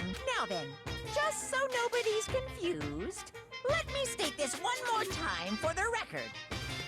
Byakuya defense, right now Kyoko is not very reliable for anyone, except Makoto. You're not exactly wrong there, and like, I don't know what I would have thought about this if I had done this, when, like, if I hadn't been spoiled for it, because as I said, you know, many times, I was spoiled for the whole game before I played it, so I don't know what I would have thought when I got to this point. The reason we're having a class trial is because a murder among the students has taken place. Hammer that point straight into your big ol' brains! What you're saying is that both the victim and the culprit are part of the student body? Then, one of us killed Mukuro? Wait, no. There's a chance that there's some mystery 17th person who's been hiding all along. No. Nope. There are only 16 students in total that have been taking part in these events. Seriously? Then one of us killed Mukuro? Who did it? Who's the killer this time? Get a hold of yourself. We've already narrowed down the list of possible suspects. Huh? I'm sure you realize who I'm talking about, right, Makoto? Who the evidence points to? That's what we know. There can only be two suspects. I got it! Mukuro and the headmaster is the actual truth, though. Kyoko and me, right? Why do you say that? Allow me to explain. Just after nighttime last night, I went to the garden, so I can confirm that at that point, there was no dead body there. So, the murder must have taken place after I left the garden. However, Hiro, Toko, Hina, and I were in the gym the entire time. The gym? That's right. The four of us were there trying to dismantle Monokuma. The whole time, we were very careful not to go anywhere alone. We even went to the bathroom in pairs. All of which is to say, the four of us all have alibis. The only ones without alibis Are me and Makoto. That's why you're able to narrow down the list of suspects. I like that she figures it out so fucking quickly, though. exactly so. So the only suspects now are me and Kyoko. The entire night. Damn it, I can't let this stand. Somehow I have to clear my name. I have something I'd like to say regarding the whole alibi thing. Are you thinking of raising an objection? Well, before that, I just want to try and get a better idea of what time the murder took place. Oh, I'm not talking about what you as a player believe in as Kyoko. If you were a participant in the killing game aside, would you still believe in Kyoko? It's a tough call, honestly, because purely, like, because of the evidence, I would say I would probably end up convicting her in the end, which hurts. But I say that because we know for a fact that, like if I were to switch places with Makoto, and I was the one in bed that night, and I saw someone over me, and then I also saw Kyoko, like, having obviously chased this person off, then it's not too much of a stress to think that they killed that person. However, with more, like, I still like the fact that Monokuma cuts the trial short, because they obviously weren't done debating everything. You know, they were still trying to figure everything out, but Monokuma rushed to the vote. So, either way.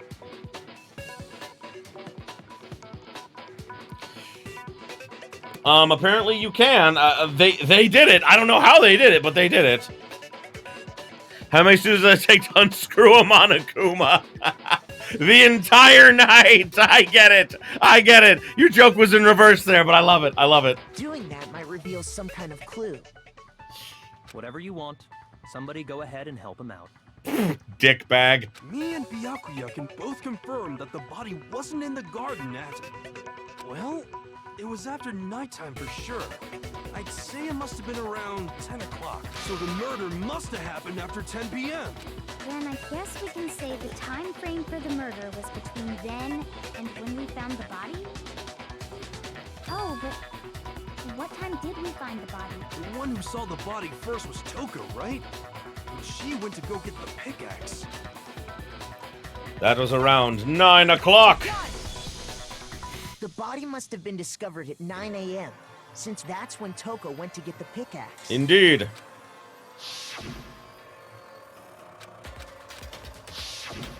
He's right. It had to be around then. So we can be totally sure the murder happened sometime between 10 at night and 9 in the morning. For me, I was already asleep before nighttime hit, so I don't have an alibi after 10 o'clock, but I'm sure I met up with everyone else before 9 this morning. We ran into each other in the dining hall, right? That was around... Oh yeah! Right around 7:30. I remember checking right before I went in, so I'm totally sure about it. There's also a clock in there, so anyway. Which means from 10 p.m. to 7:30 a.m., you don't have an alibi. The murder happened between 10 p.m. and 9 a.m. I don't have an alibi from 10 until 7:30. Okay, then, it looks like the game has begun. If I can't provide an alibi for that time period, then I just have to prove the murder didn't happen during the time I don't have an alibi. I love that he's smart enough to figure that out, out by now.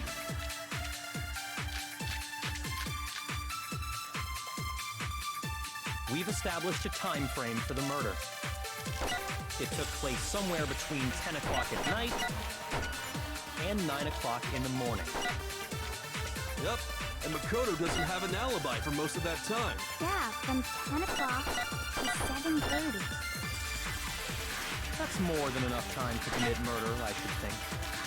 So Makoto, if you have any objections, now would be the time. Indeed. We've established a time frame for the murder. It took place somewhere between 10 o'clock at night and 9 o'clock in the... Yep, and Makoto doesn't have an alibi. Yeah, from 10 o'clock to 7:30. Damn it, that's not it. Thought I had this one too. Don't scare me like that!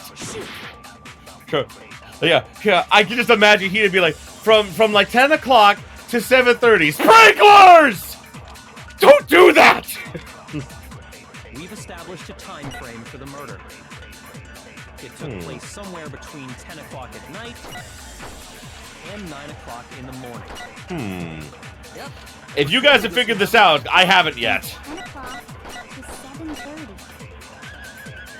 That's more I'm than enough stealing this one. Murder, so Makoto, if you have any objections, now would... We've established it took place Somewhere between 10 o'clock and Nope, night. that didn't work. Oh, I have to do it on the 10 o'clock at night one, don't I? took place somewhere between. Ah, I had the wrong one! Oh, well. I got it eventually. Actually, the murder couldn't have happened anywhere near 10 o'clock. And what makes you say that? Shit. It had to have taken place way later. Because of the sprinklers in the garden. The sprinklers are set to go off right at 7:30 every morning, right? So if the body had been in the garden before 7:30, then it should have been completely soaked. Oh, hold on. I remember this part perfectly. The body was wet. Dripping wet, in fact. Sorry, Toko, but you're wrong. I'm wrong? How? Are you saying only the mouth down south was wet? Oh, God! How dare you spew such indecent words? You were the one who said...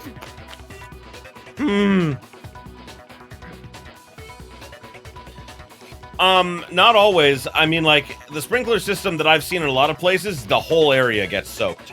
No, I'm saying that the body was wet, but not because of the sprinklers. I love that. No? What do you mean by denying the sprinkler? Are you trying to deny my entire existence? No, Toko! Maybe? I don't know. Whatever makes you, stop doing what you're doing. Man, you're totally wacko. If you really think it wasn't the sprinkler, you'd better tell us why! Need to prove that it wasn't the sprinklers that got the body wet. All I have to do is hit Toko with certain evidence, and that should do it. All right.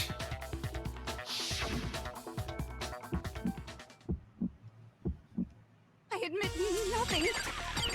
No, no, no! That's enough! Are you trying to blame me? I admit nothing. No, no, no! That's enough! Are you trying to blame me? I admit nothing. I'm right about this. I admit nothing. No, no, no! That's enough! Are you trying to blame me? I admit nothing. No, no, no! That's enough! Are you trying to blame me? How can you say it wasn't the sprinkler? This should prove Oh, it. that was the right one. Oh, shit. I forgot which one I needed to use. Oops. Just remember what the body was like after the explosion, and you'll see why it wasn't the sprinklers. The top half of the body was wet, yes, but the bottom half was completely dry. If the sprinklers got the body wet, shouldn't the whole body have been wet? So they only got the top wet? The bottom was completely dry? What a brutal maniac! When I first played this, I didn't get that joke. I get it now. Oh, my God. Toko, you has all the problems. I'm so sick of her. Let's just move on. The reason only the top half was wet was because...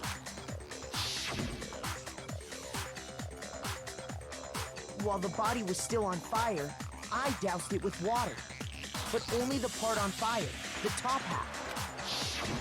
Oh, then I guess the sprinklers really didn't do it. So if the sprinklers didn't get the body wet, then the murder must have taken place sometime after the sprinklers turned on at 7:30 in the morning. Which means she must have been killed sometime between then and when the body was discovered at 9. But Makoto's alibi was only missing from 10 o'clock last night to 7:30 this morning, right? So there's no way Makoto could have done it. I guess you had an alibi after all. Good for you. In which case, the only one left without an alibi is Kyoko. Kyoko's the only one without an alibi.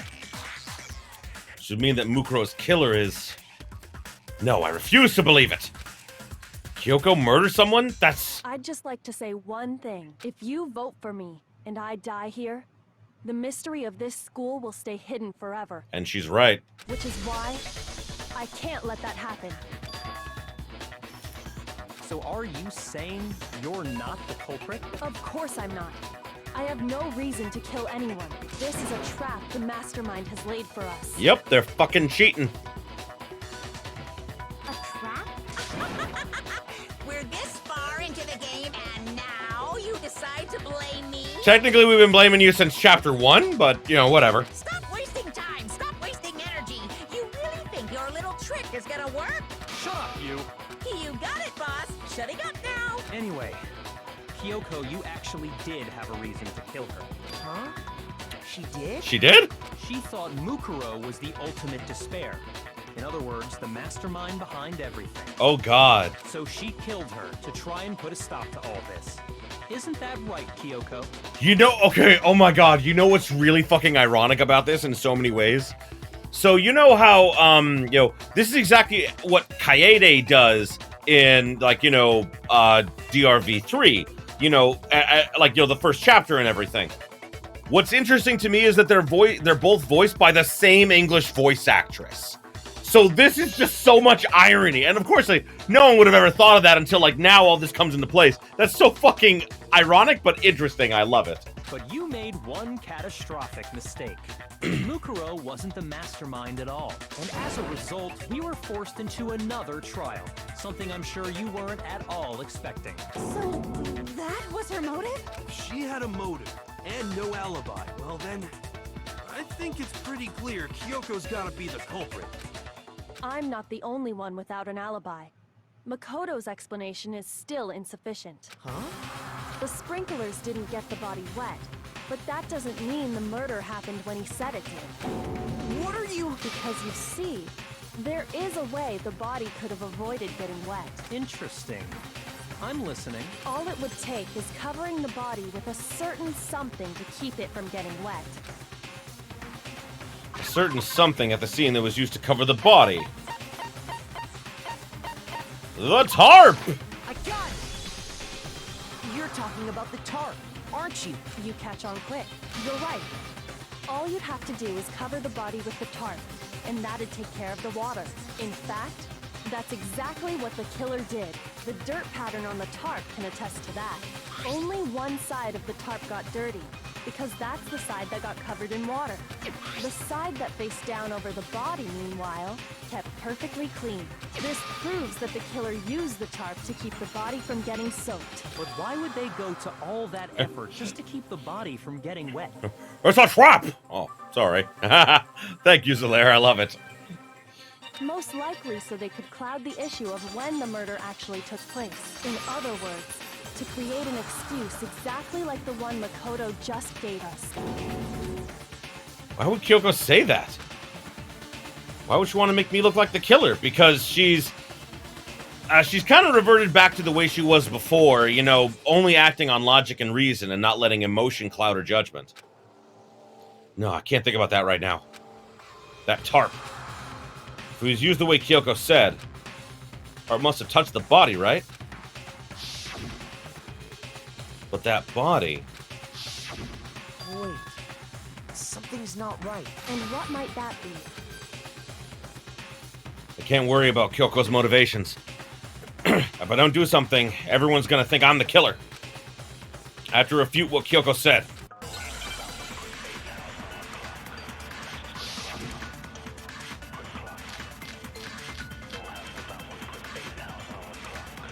By covering the body with the tarp, the killer prevented it from getting wet. So the reason the tarp was only dirty on one side is because the sprinkler got that side wet. But the underside of the tarp, it was totally spotless, right? It's because that side was protected from the water. Since it was facing down toward the body, of course it didn't get dirty. Haha! No, it's wrong. Bullshit! Actually, one side being clean is pretty strange if you think about it. Because the blood wasn't dry before the body got blown up, right? Yakuya said it himself. Not to touch it, or you might get some on you. If you put a tarp on a body in that state, it absolutely would have gotten blood on it. Well, maybe the culprit washed it, so nobody would know they'd used it. If they had, they would have washed both sides. Just washing the one side wouldn't hide anything. Oh, yeah, true. More than that, what if the very blood we saw on the body was meant as a kind of camouflage?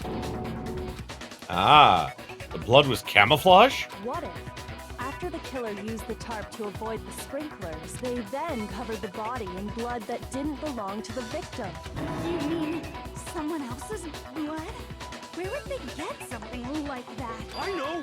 They could have grabbed some of the blood packs from the nurse's office. That's what Hifumi did, right? When he pretended to be dead? No, that's not what happened this time. The killer got the blood from right there in the garden. They got blood from right there in the garden. That must mean... No! Clucky! Clucky is dead! Could have been chicken blood? It could have been, yes! What? Chicken blood? Yes. When I checked the chicken coop before the murder, there were 5 chickens. But after the murder, there were only 4. And then there were none. So, you're saying someone killed a chicken and then covered the body with its blood? Yes! Man, that's messed up. Out of everything we have seen, this is what you think is messed up. Killing a living thing just to do something like that is awful. They should have at least eaten it. I have to agree with Hina, actually. I wonder if the killer had to get the blood from the scene so they wouldn't be spotted walking around. Anyway, there's no denying that a chicken went missing, which provides a basis for my theory. Perhaps, but even so, there's one thing that still doesn't make sense. You said the culprit used the tarp to avoid the water and then covered the body in blood, right? But if that's the case, then the blood should have soaked into the ground around the body. But that's not what we saw. Only the victim's clothing had blood on it. The ground was completely clean. I have to agree, that certainly is strange. Maybe they didn't apply the blood at the scene. Maybe they covered the coat in blood beforehand. They covered it beforehand? When you discovered the body, was it wearing the coat like you normally would? I think so. Wait, no. The head was through the neck hole, but the arms weren't in the sleeves. Then that settles it. Sorry, I'm having a tough time keeping up. What settles what? Meme line, haha. Klakuro Chikusaba, the 5th chicken, killed somewhere in the building. The one they call the ultimate Deg Spare. Watch out for it. Oh, oh my god. Oh, that was great, Solaire. Oh, you thumbs up. Oh boy. That was great. I love it. I love it. Here's what happened. The murder took place before the sprinklers went off, but the body didn't get wet because the killer covered it with the tarp. Then, later, at the same time the killer was gathering up the tarp, they pulled the coat over the body. The coat they've already covered in blood. This series of cover-ups was meant to disguise the actual time the murder occurred. They wanted us to think the murder happened sometime after the sprinklers had gone off, at 7:30.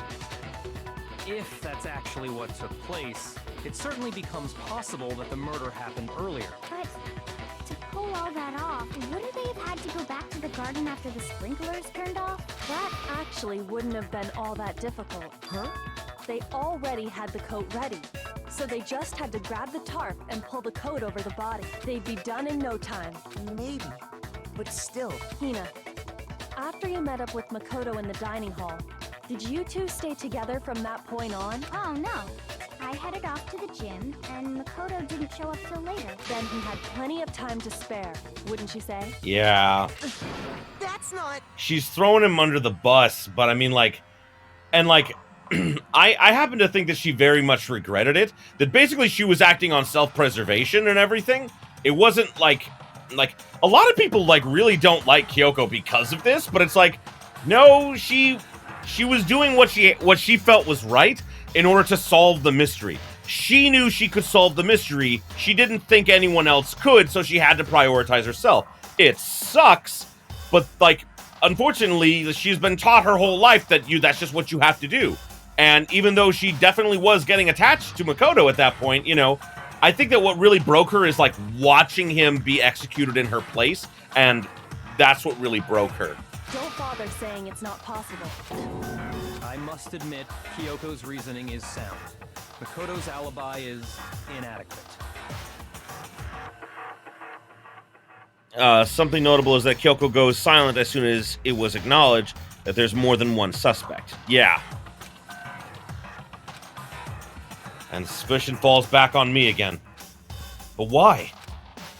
Why is Kyoko trying to entrap me? I don't understand. Disguising the dead body. Well then, it looks like we're back to square one. Makoto's alibi is no good, so once again, our suspects are him and Kyoko. For serious, man? Which one of them did it? Hey, why don't we let luck decide? Let's flip a coin. 50-50 odds. But then Makoto will win! That is how his luck works! Oh! See? Pretty good idea, right? No, fuck you! No, not that. I just remembered something super serious. And why did you not remember till now? It's true.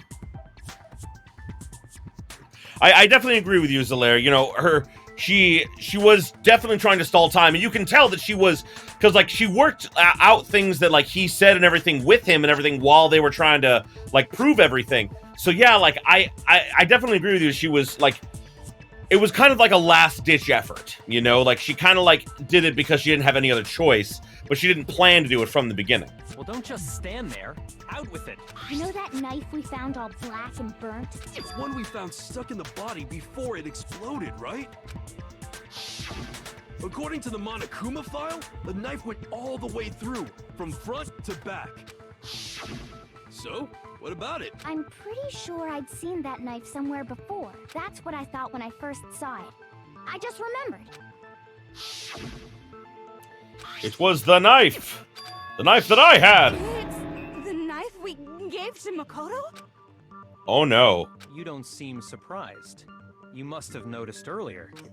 Yeah, Then why did you hide that fact? it's not that I hid it. It's just... Couldn't be sure what actually happened last night. I thought maybe I really did kill her. Suspicious. Very suspicious indeed. The knife we found stuck in the body came from Makoto. Now I'm totally convinced he did it. 12,000% convinced. Considering everything up till now, I should be able to make it clear. I have to prove I didn't murder anyone. I'm not the killer!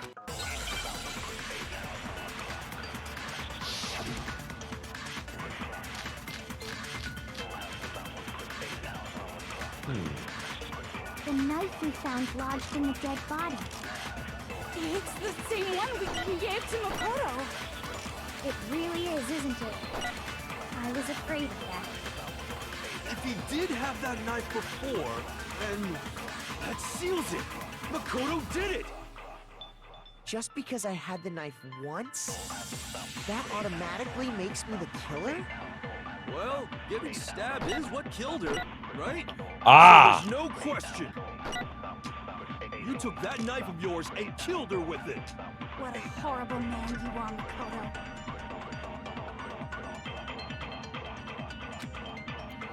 The knife we found lodged in the dead body.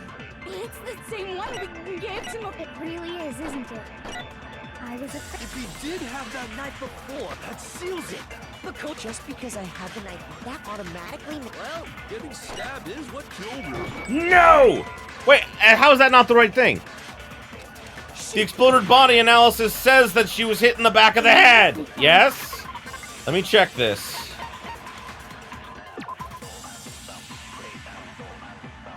Nope, it doesn't. Okay.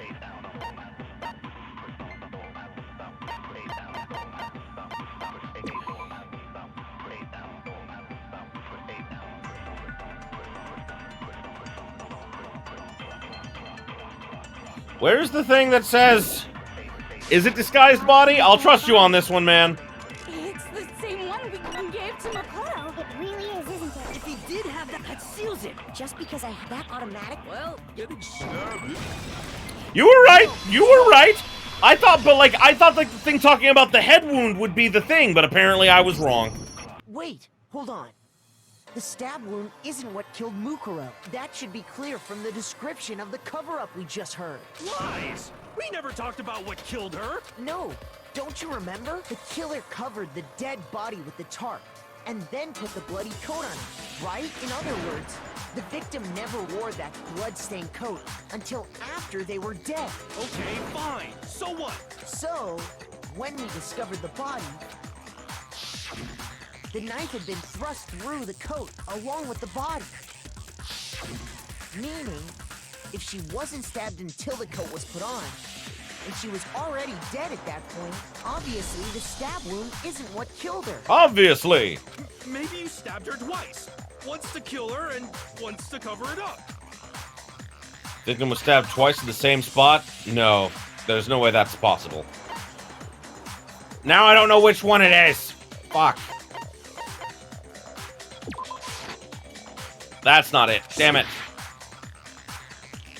Oh my god, I'm stupid. It's the Monokuma file. I got it! I figured it out. The Monokuma file clearly states that there was only one stab wound. Oh yeah, it sure did. Totally forgot about that. Fuck you, hero. Then the knife. Was just another piece of camouflage set up by the true killer. They probably stabbed her to draw attention away from what actually killed her. Exploding the body afterward was probably meant to do the same thing. Yes. The explosion severely damaged the body, making it impossible to know what really killed her. It was all the killer's attempt to destroy all evidence of their crime. So they wanted us to notice the stab wound and then detonated the body afterward. They meant for us to latch onto the knife as the cause of death, then destroy any evidence proving otherwise. Oh, hey, I have a question. It kind of goes back to the beginning, but what's the deal with that explosion anyway? Why'd the body just blow up all of a sudden like... If you bothered to put that lump of gray matter between your ears, Oh, God. You'd know the answer. Why, Byakuya? Why are you being a dick? Well, if you're so smart, just tell me. I'll tell you. I bet some unknown quantum particle caused an atomic level spontaneous combustion. This from the man who says the occult is bullshit. Why? Why do we let him speak? I might be dumb, but even I'm not dumb enough to believe that. Hina, you're not dumb. Go ahead, Makoto. Tell her or we won't make any headway on this. Why don't you just do it? Oh my god. There's only one explanation I can think of for the explosion.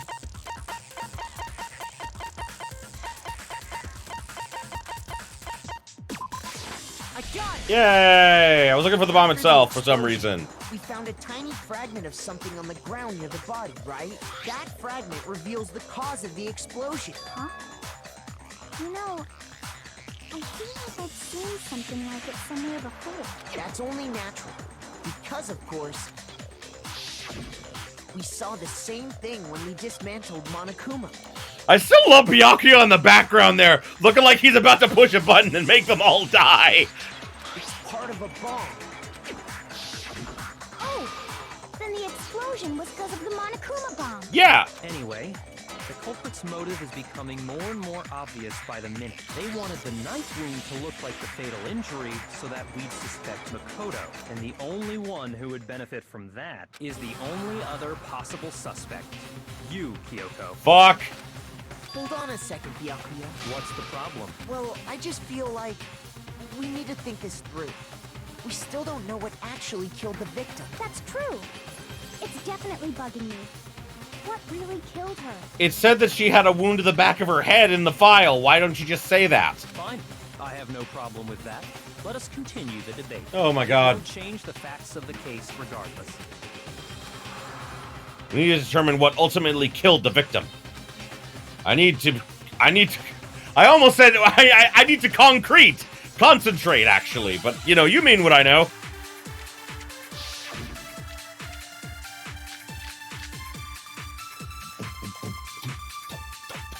I love the music. Music's great. Then, shall we continue the debate? The victim's fatal injury has yet to be determined, correct? The explosion didn't kill her for sure. I guess. Well, yeah. She was already totally dead when that happened. And it wasn't you because of the knife, right? Then there's only one other thing. Oh, yeah. According to the Monokuma file, that's gotta be it. There was evidence that showed she was hit on the back of her head. And more than that, the victim had suffered countless wounds across her entire body. Ah, damn it. Then, shall we continue the debate? The victim's fatal and the explosion didn't kill. Well, yeah. And it wasn't you. Then Oh, yeah. That's gotta be it. There was evidence that showed she was hit on the back. And more than that, the victim had suffered countless wounds across her entire body. I don't know why I think it's this one. If you guys know what it is, like later parts of the game, I forget what the answers are. explosion didn't kill. Well, Oh. yeah. And it wasn't you. Then Oh, yeah. That's gotta be it. There was evidence that showed Nope. she was hit on the back of her head. Memorize hero. Okay. Then shall we Oh, I think I know where it goes now. Well, yeah. And it wasn't you. Then Oh, yeah. That's gotta be it. There was evidence that showed she was hit on the back of her head. and more than that. And then it's next time around it's Wounds across her wait no I yes. Shall we continue? The victim's Fatal injury. Got it. Yeah. Ah, thank you, Zalaire. Hit Byakuya. Not in the teeth. Because of the blow to the back of the head she suffered. Why? Why not in the teeth? He deserves it after what he did to Chihiro. What about the wounds all over the rest of her body? They didn't have anything to do with it? Yes, they did. Thank you. Oh my God, Hiro said a smart thing. He doesn't know it, but he said a smart thing. Take a drink, everybody. The Monokuma file makes it clear that those weren't fresh wounds. Oh yeah, good point. If they were old, I guess they don't really matter. Okay, then we're safe in assuming the blow to the back of her head is what killed her. But then, what was the murder weapon? The Monokuma file says she was hit with a blunt object, about as thick as a metal pipe. Oh, I bet it was the pickaxe. You why? Why? How is that even possible? If you hit someone with that, it'd cave their skull in completely. Yes, I know that. I'm playing The Last of Us Part 2. Again, I'm replaying it recently. And you can get a pickaxe as a weapon. And literally, it's just, you just stab someone right in the chest with it. And then just rip it out. And I'm just like, that's so fucking cool. Well, maybe they held it the other way and hit her with the handle. No way! The balance would be all off. You wouldn't be able to swing it with any kind of power. It's true. I wouldn't mind testing it on you if you want. No thanks. I bet you just hit me with a metal end and call it an accident. I think we should test this theory. Toko, take the pickaxe, please. I'd love to scoop out that nasty brain of yours, throw it on the ground and spit on it. Okay, going a little too far now. I feel the same way. Looks like we're on the same page this time. You want someone to beat your head in, scoop out your brains, and spit on your brain. Hero, you dumb fuck. Seriously? We want to figure out what killed her, right? It just so happens we already know. Do we now? We already know? I knew we could count on you, Master. So what was it? Go ahead and tell them, Makoto. Surely you've deduced the real murder weapon? The real murder weapon. Is the titanium arrows. Mukuro was hit in the back of the head with something. And that's what killed her. Nope. And that something was the titanium arrow we found in the locker in the dojo. Arrow. That's what the culprit attacked Mukuro with? Indeed. There's no doubt about it. Are you sure? That sounds kind of weird. Hey! How dare you backtalk, Master? You have no right! I don't think you do either. I'm not back-talking anything. I'm just saying what I think. I don't blame Hina for doubting it, because there's one more thing about that weapon. One more secret.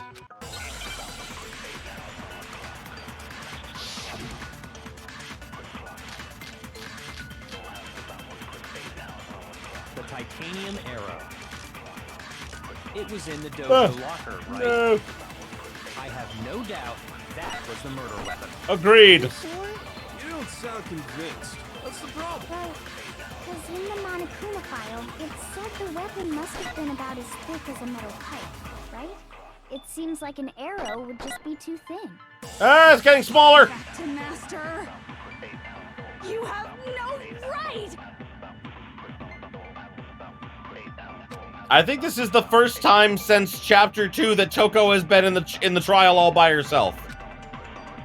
The titanium arrow. It was in the dojo. I have no doubt that was the murder. Are you sure? You don't sound Well, it said the weapon must have been about as... It seems like an arrow. No, he's wrong. Aha! You're right. Just the one arrow would have been too weak. That's why the killer used another weapon. He's literally answering the question for you, Zalaire. Literally, you just wrap them up with duct tape, you smack, because then basically you hit where the duct tape is, because then it's a firm collective spot. You know, the duct tape helps, like, you know, like not only help keep them together, but it also leaves like a blunt force there that doesn't bend or anything when like you get hit with it. Therefore, the arrows can't cushion the impact. Oh, I see what you were getting at. Okay, did she not have an iron pipe at hand? Well, she probably did, but she was trying to place the blame on Kyoko, and where would Kyoko get a metal pipe? There wouldn't be one. So she had to make it look believable. Like, it feels like more like, you know, she had to use, like, what Kyoko could have access to. So that's why I think it's the arrows. Another weapon? Inside the dojo locker, we also found a balled up wad of duct tape. The killer probably uses duct tape to bind multiple arrows together. Bundling them together using the duct tape would easily create a single weapon as thick as a pipe. And that's exactly what the killer did. It's similar to Aesop's fable about the bundle of sticks. One stick is weak. You put them together, and they become strong. It's meant to teach cooperation. Damn, that's harsh. How is it harsh? Are you even listening? Yeah, I know, I don't get it. Anyway, that explains the murder weapon. As for who the culprit is that stashed the weapon in the dojo locker, it was you, Kyoko. I've never been to the dojo. Oh no. I've never been to the dojo. We met her at the dojo at the beginning of this chapter. How can you say that with such confidence? Because we have proof, of course. Don't we, Makoto? Oh, What's the matter? Surely you don't intend to protect a murderer. But I like her, so maybe? You know what will happen if you do, don't you? That's fair. If you cover for the culprit, there's only one thing that can lead to the death of us all. Remember? of course I remember. Then show us. Show everyone the evidence that proves Kyoko went to the dojo. Evidence that Kyoko went to the dojo. I got it! The one thing that proves Kyoko was in the dojo is right here. The key to the dojo locker.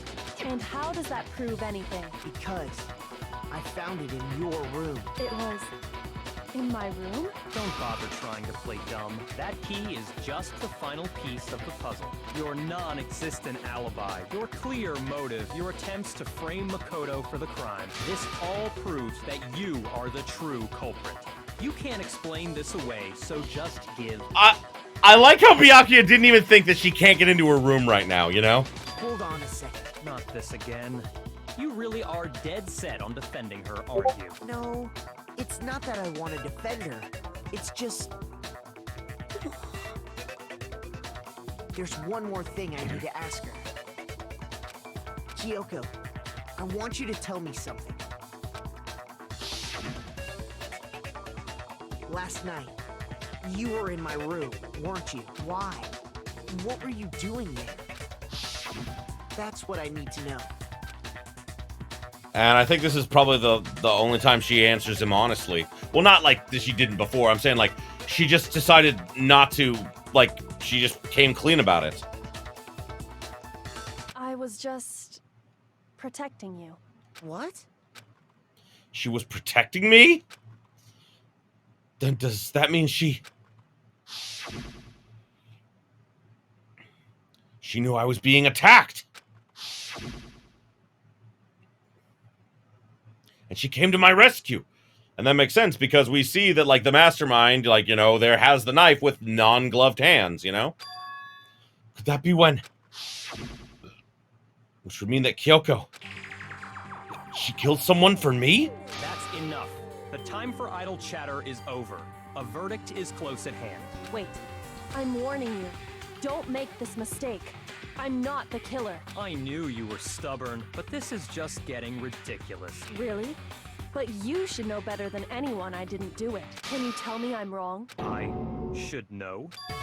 Oh, I love how she plays to his fucking nature. Like, hey, you should know, you're the smart one, right? What, Byakuya should know better than anyone? What does that mean?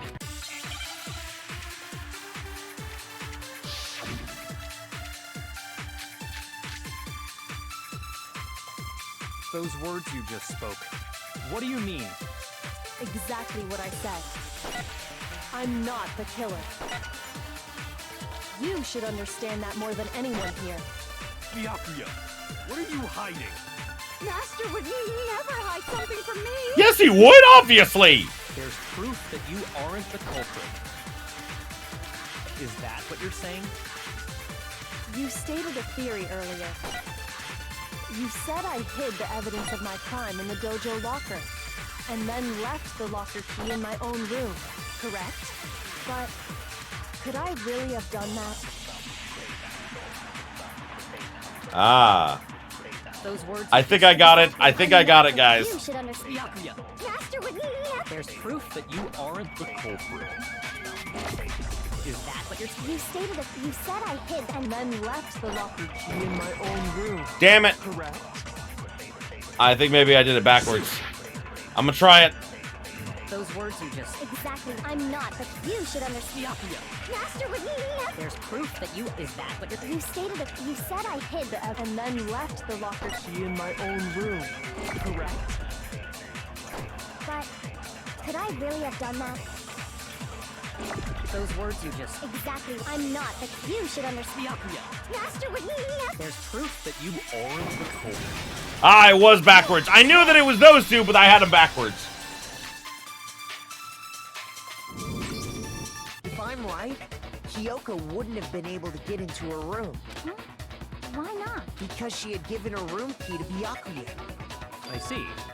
So that's what you meant. And if I had the key to your room... Then obviously I had no way of getting in. Without my room key, I couldn't have possibly put the locker key in there myself. Am I wrong? Nope. It would appear not. Then you're finally starting to understand. No, that's not actually true. There was a clear contradiction in what Kyoko just told us. An obvious lie. Well, only you know it, though. But this just isn't like her. To try and save herself with such a desperate lie? Does she really feel that threatened? Because she's the killer? Or is it something else? Was there some deeper meaning hidden in what Kyoko said earlier? You vote for me and I die here, the mystery of the school will stay hidden forever. Oh, man.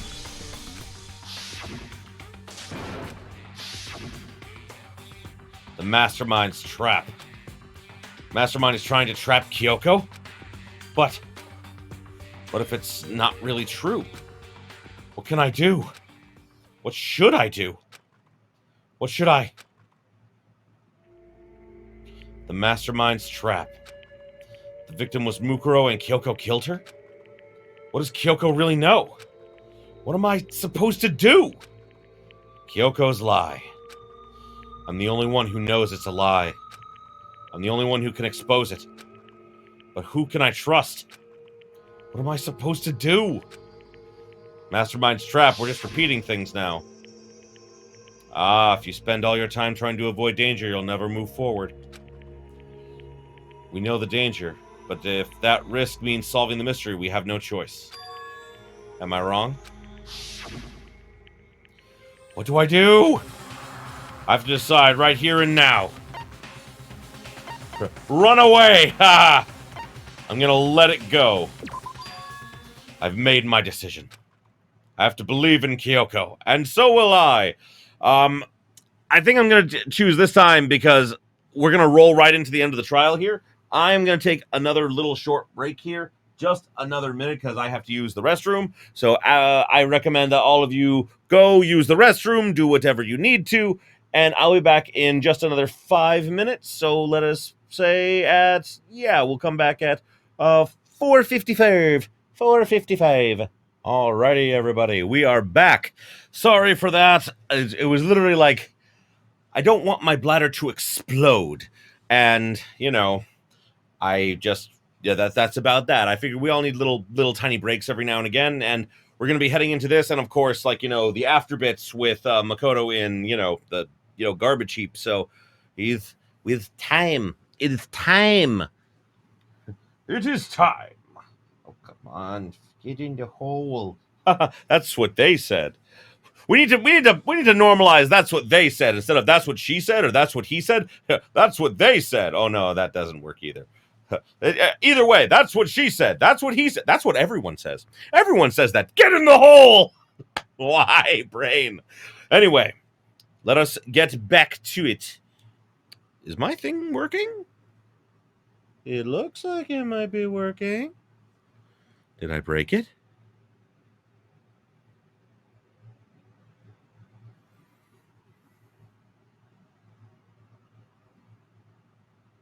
Uh-oh.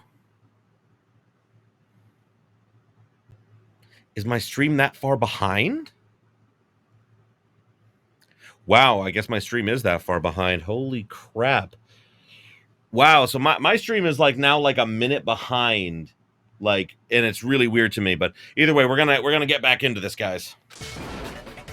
There's no way she would kill someone. There has to be some secret here. Something that has to do with the mastermind's trap that Kyoko mentioned. Well, does no one have a rebuttal? Have you decided to accept her assertion as fact? I see. So you still refuse to accept it. What else could there be, dude? She just proved you wrong. I suppose we have to admit that Kyoko didn't put the locker key in her room. That it was someone else. But who else could it have been? I mean, Byakuya had a room key, right? You! What are you trying to imply? But of course, I have an alibi. From nighttime on, I was with you guys the entire time. I couldn't possibly have killed anyone, or put the key in Kyoko's room. Well, someone had to put the key in there. There's only one other possibility I can think of. Someone could have had the key on them, then once they arrived at the scene, pretended to find it there. It had to be Makoto, right? Yeah, that's all that we can come up to. I don't see any other option.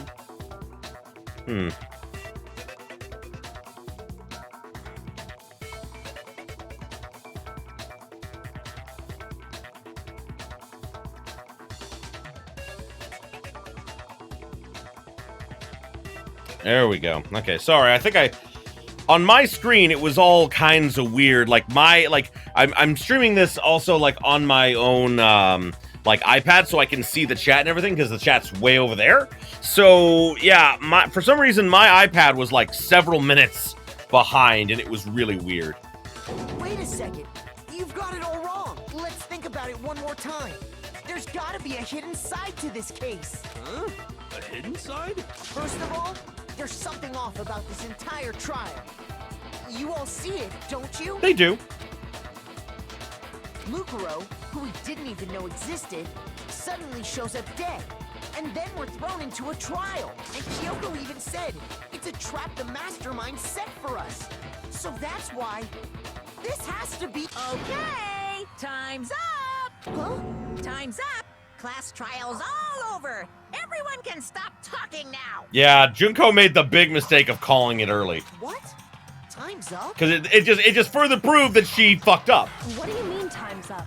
There's no time's up.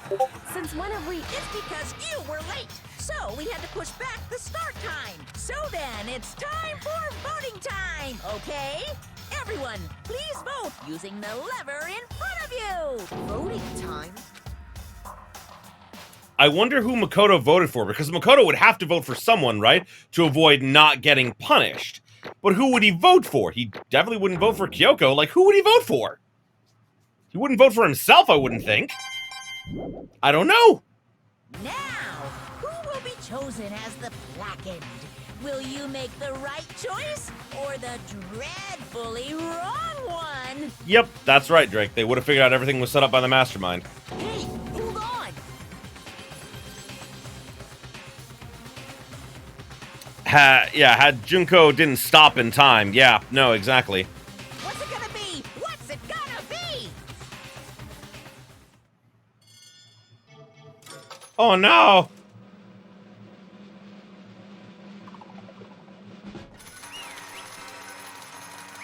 It was me? When did that happen?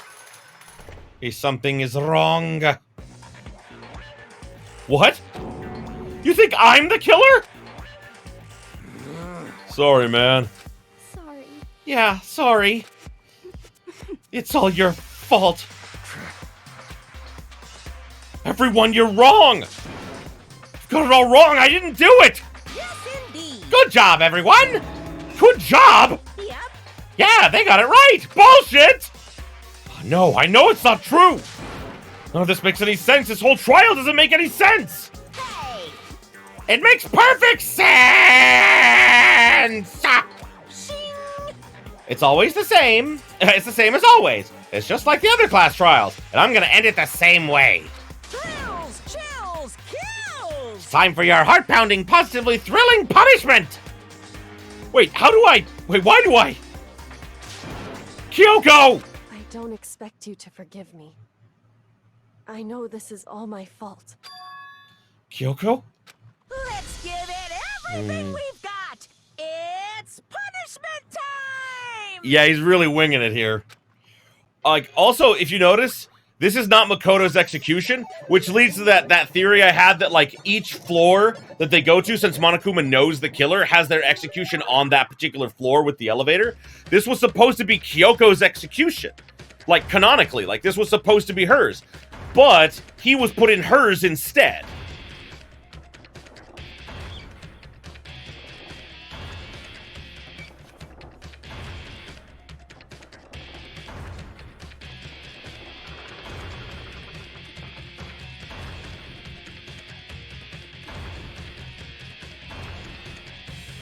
Oh boy.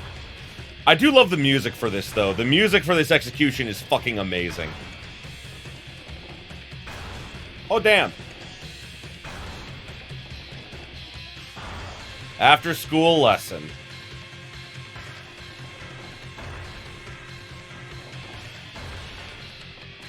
I love that the after school lesson is like a sex ed talk. See? It's like a sex ed talk.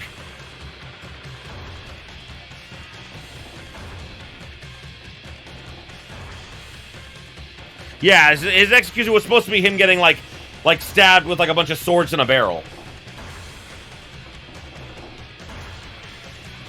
And again, the funny thing is, like, you know, like, Alter Ego fucking saved him, but it doesn't save Kyoko. Because of his luck. His luck saves him, but only him.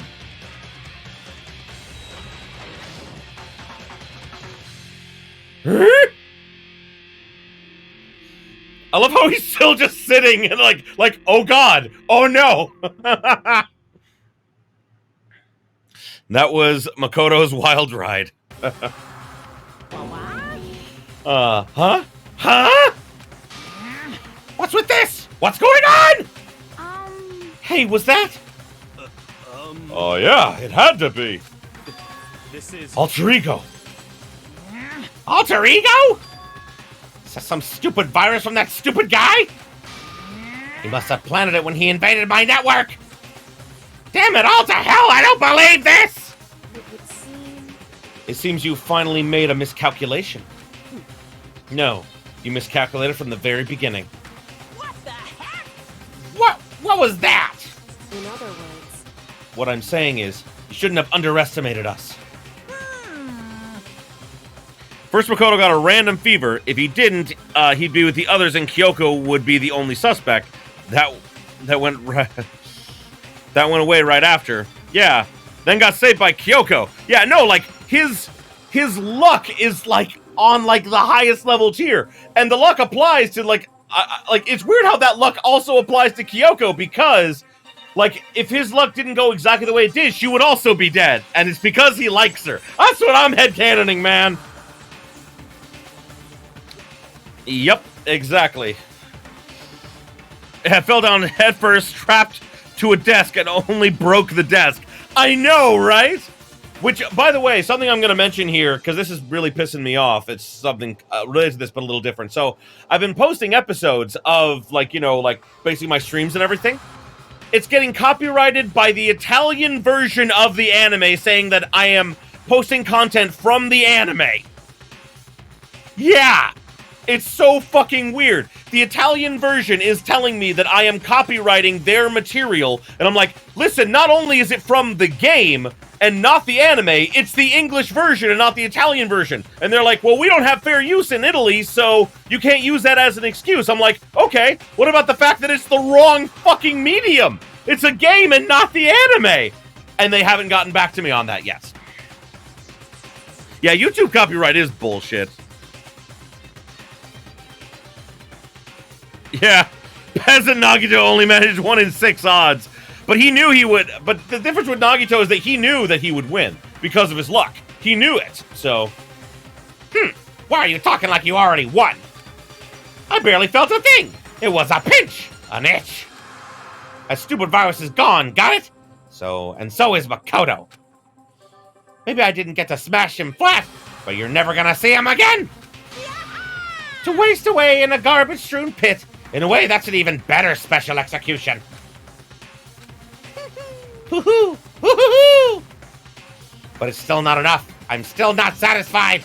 The one I wanted to kill is still alive. I'm still gonna bring despair to the rest of you. Bring despair to the entire world. Technically, you already did that.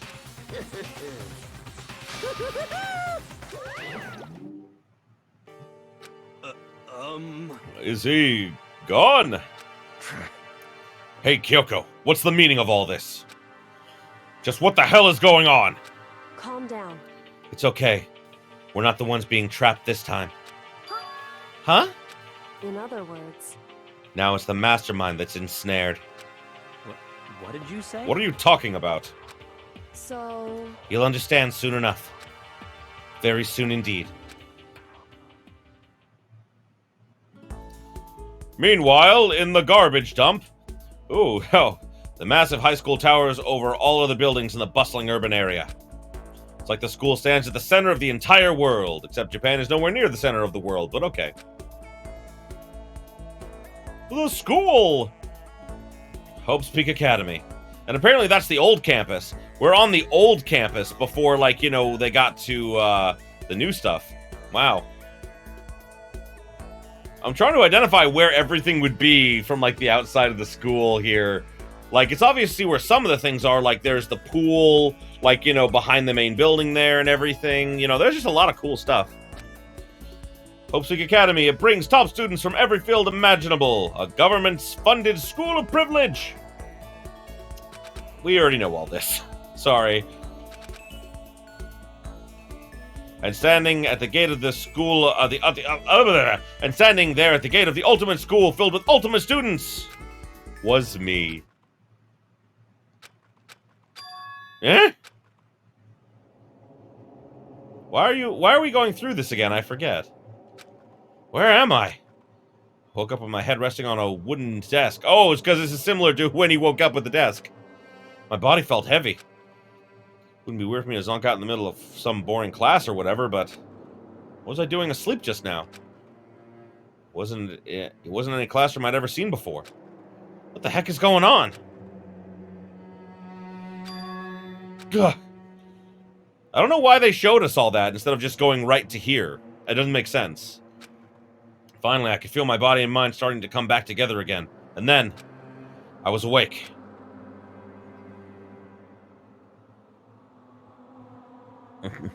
In DR2, they just drew a gray rectangle behind the building to make it look like the road, and it just looks so lazy. You're not wrong.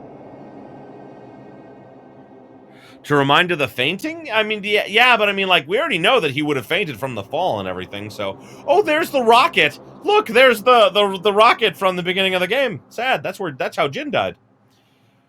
Or was it just another dream? dream inside a hopeless nightmare. No, this isn't a dream. I could tell because the stench invading my nostrils was too powerful for a dream. What an awful smell!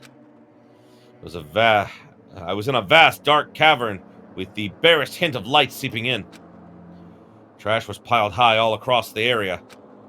Like some kind of underground garbage pit. A heck of a situation to find myself in. That was just the beginning of my problems.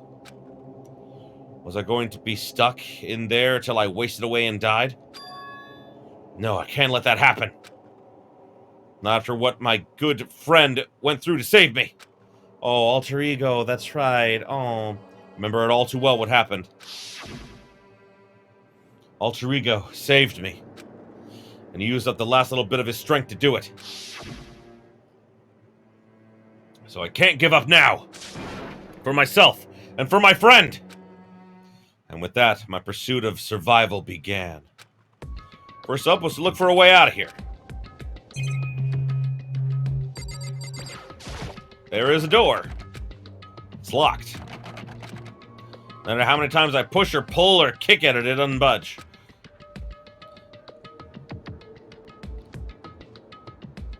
That second alter ego dead. Technically, it's not. It could still be the same alter ego, because alter ego, you know, technically could have downloaded itself onto like into the network, and what we saw was literally just like the remains of what it used to be. Who knows? But either that or like, you know, it definitely like more than likely copied itself to the network and everything. So you know, but yeah, no, you're right. That's another alter ego dead, and that's sad. I didn't think about that. Getting out of here isn't going to be that easy. Well, if I'm not getting out of here anytime soon, I decided to look around for some food. There's plenty of food, but it's all rotten. But that was pointless too. Next, I searched for some water. How can I be sure which liquids I can drink and which ones are all around bad idea? Again, pointless. I feel like I'm blocked in on all sides. But that's still not enough reason to give up, because I'm still alive. As long as I'm alive, I'll never give up. I just imagine them like, they know he's down there, just constantly like, so it's like, okay, we're gonna throw like plenty of good food like down there. Just hope he's not dead. After making that proud declaration, the next thing I decided to do was sleep. Go to sleep. Save your energy. My sleep was deep and uninterrupted. That was my only way to preserve what little strength I had left after not being able to eat or drink. I can't be sure, but I think at least a full day had to have passed.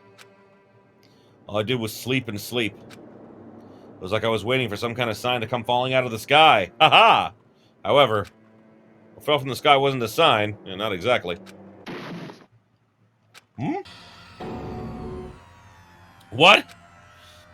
Strange sound pierced my silent isolation, jarring me awake. As I watched, the pile of garbage jostled and formed an odd shape. Did something fall down here? Something fell from up above. What could it have been? Is it a waifu? It's a waifu! It's my waifu! Hooray!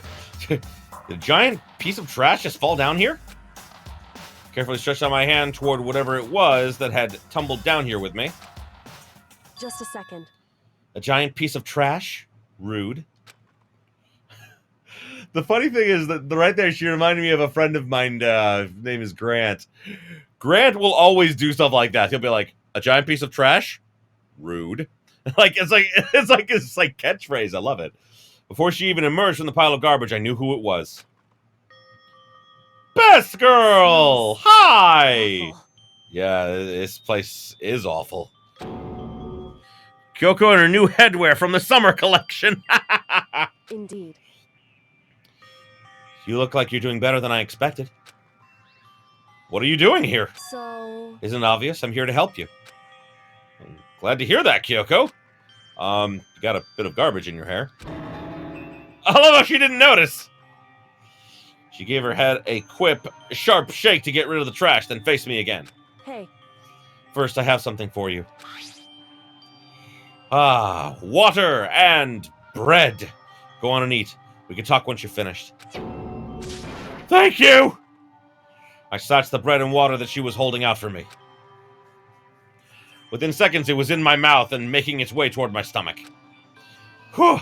I really hit the spot. I've got all the energy I need to keep going. So you still haven't given up then? Of course not! After all, the fact that I can keep going forward is about all I'm good at. Well, that's not such a bad thing to be good at.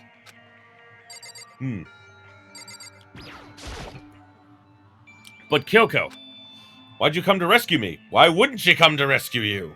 So... To pay a debt. Or, no, to atone. Atone? You... During the trial, even though you knew I was lying, you didn't say anything. So you knew that I knew that you knew that I would know that you would know all the things. Indeed. But even though I knew, I did nothing to help you. I abandoned you. Oh, don't say that! You didn't abandon me! You came to save me! No, that's exactly what I did. I abandoned you in order to save my own life. You were trying to save me, and I couldn't bring myself to do the same for you. However... But listen. Not that I'm trying to make excuses, but... there was a reason I had to survive no matter the cost. Why did you have to survive? It's true. I'll tell you. I'll tell you everything. The reason I have to survive... In other words...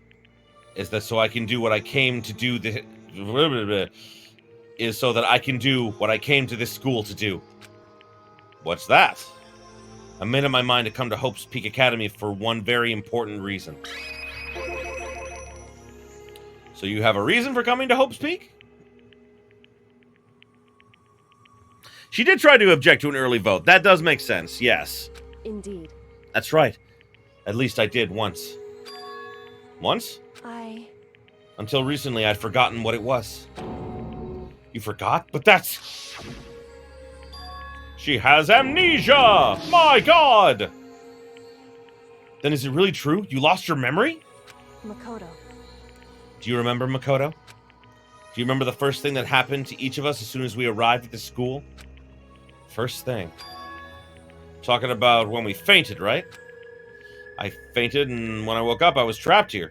That's right. I fainted too. And when I woke up, I noticed a strange feeling of separation within myself. A disconnect. It would seem... Thinking back on it now, at that point my memory was gone. At that time, I'd forgotten. I couldn't remember why I'd come to this school, and I couldn't remember what my ultimate ability was.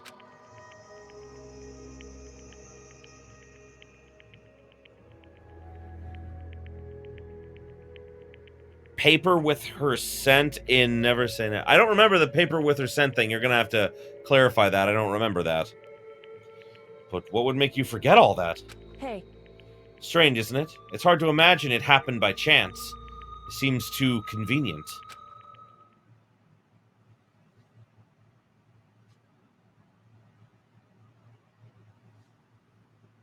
Oh! I read the word wrong. Okay. Does she still have her paper with her secret? Technically, you know, yeah, I said sent. I don't know why I thought sent and not secret. I'm stupid. I'm sorry. No, she doesn't, because remember, Taka has all of them. Taka read them all aloud, so there's no real need for them anymore. So, yeah. He mentioned that she had, that one of them had amnesia. That will play a part in Chapter 5, by the way. So, yeah. That's all I'm going to say for now. Are you saying you think you lost your memory because... Indeed. I don't think. I'm positive it was the work of the mastermind. They stole my memory. But why would they do that? There's only one reason I can come up with. Because of my purpose, my ability. Somehow they would interfere with the mastermind's plans. So the mastermind just stole them from you? However... And it could also mean somehow my memories may be connected to the mystery of the school and the mastermind. Which is why I have to get them back. Oh yeah, Chapter 5 is going to be a whole different beast. Like, I've made small deviations up till now. Even Chapter 4, like, the biggest deviation is the motive. Chapter 5 is going to be very different. But I think you guys are going to like it. That's why I've been investigating things by myself this whole time. But if what you say is true, why didn't you ask the rest of us to help you? Why is that? If I did that, and we all worked together as one, the mastermind would have noticed right away. Plus, there was always the chance that the mastermind is actually one of us. What? Correct. Well, don't make too big of a deal out of it. It's just a possibility. But since it is a possibility, we can't ignore it, right? The mastermind, one of us. If she believed that, then of course she couldn't trust anyone around her. In which case, it only makes sense that she would look into her missing memory by herself. However... That being said, there was no limit to what I could do by myself, which is why I asked you to help me. Oh, there was a limit to what you could do by yourself. Oopsie. But why me? Because among everyone, you were the least likely to be the mastermind. That was just intuition, but... I see. Oh, she's smiling at us. That's so nice. Your intuition was right, though. There's no way an ordinary kid like me could be the mastermind, unless it's all a ploy. There's a lot of really good Makoto mastermind fan fictions. Some of them are a little overt, but one of them is really good, where they reveal where Junko is the murderer, and then Makoto just laughs and says, "No, it was actually me. You got it wrong." Ha ha. And I was like, oh, that's scary to think about. I understand. Do you? I should understand everything. I don't think you do. My goal isn't to get out of here. It's to stay here. It's just like the dream I had before, but why did that just happen? Listen. Are you okay? Yeah, it's nothing. It is nothing, right? Hey. Even now, I still trust you, you know? It's just, I'm not used to relying on others. Correct. I know I never asked you for the help the right way, so I understand if you're not convinced. Honestly, I was convinced, because you have the hots for her. I think that's just her personality. You said you had a reason for doing all that investigating on your own. So how'd that turn out? Were you able to remember anything? So... I think there's still a lot I don't remember, but at the very least, I was finally able to recall my purpose and my ability. You mentioned your ability. My ability. What everyone should have known me for. I'm the ultimate detective. Ultimate detective. Yeah, detective girl. It's awesome. And literally, when you get to this point, it's like, I'm not questioning that. That makes all sense. Correct. And the reason I came to Hope's Peak Academy, there was someone I had to find here in the school. You had to find someone? Who? So... Well, it was the headmaster of Hope's Peak Academy. The headmaster? Why did you want to find the headmaster? Because he's my father. Nani? In other words... I was separated from him as a child. As it turns out, he became the headmaster of Hope's Peak. Kyoko's dad? Hope's Peak's headmaster? God, they make these words so hard. And that explains...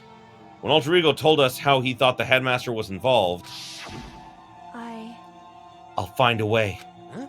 Oh! No matter what it takes, I will find the headmaster. No matter what? So, Kyoko, what's going on? My memory hadn't come back at that point. But when he said that, I felt strange. Makes perfect sense now, of course, since my whole purpose for coming here was to find him. Well, that makes sense. However... But listen, Makoto, I want to make this perfectly clear so there's no misunderstanding. I said the headmaster wasn't the mastermind, but I didn't say that to protect him. I said that... I only said what I felt based on what I've seen when I snuck into the headmaster's room. What did you see in there? So... The room had been ransacked. The shelves were a mess, the dresser, drawers dumped on the floor. The only conclusion is someone who didn't know where anything was had been in there. You mean the headmaster, right? It's true. That was my assumption, yes. And to confirm my suspicion, I decided to investigate the second floor of the dorms using the key I'd found. But why there? Because I also found this in the headmaster's room. Oh, this is some kind of map? Indeed. It's a layout of the entirety of Hope's Peak Academy. I found it in the headmaster's room, along with Mukuro's profile and that key. The map showed that the second floor was home to a number of rooms meant for faculty use. Some of the staff must have had to stay overnight from time to time. And I figured the headmaster would have some kind of private room there. I assumed that if that was true, that room would likely have more clues, so I went to check. Correct. That's when I finally remembered. I remembered that my purpose was to find the owner of that room. So you went there to see if the headmaster really did have a private room there? However... Once I got there, I'd noticed that the second floor of the dorms didn't have any cameras or monitors. Again, we know that that's a plot hole. So what was it like? That part of the school, I mean. It's hard to describe. All I can say is... The moment I saw it, I realized... Whatever's going on in this school is more horrific than we ever imagined. What do you mean? So... I can't explain it. You need to see it for yourself. And I'm sure you'll get the chance soon enough. Sounds like it must be important. And really ominous. However... Of course. Oh, so... Which is why I had no idea what was going on in the rest of the building. It has to do with Mukuro Ikusaba, doesn't it? However...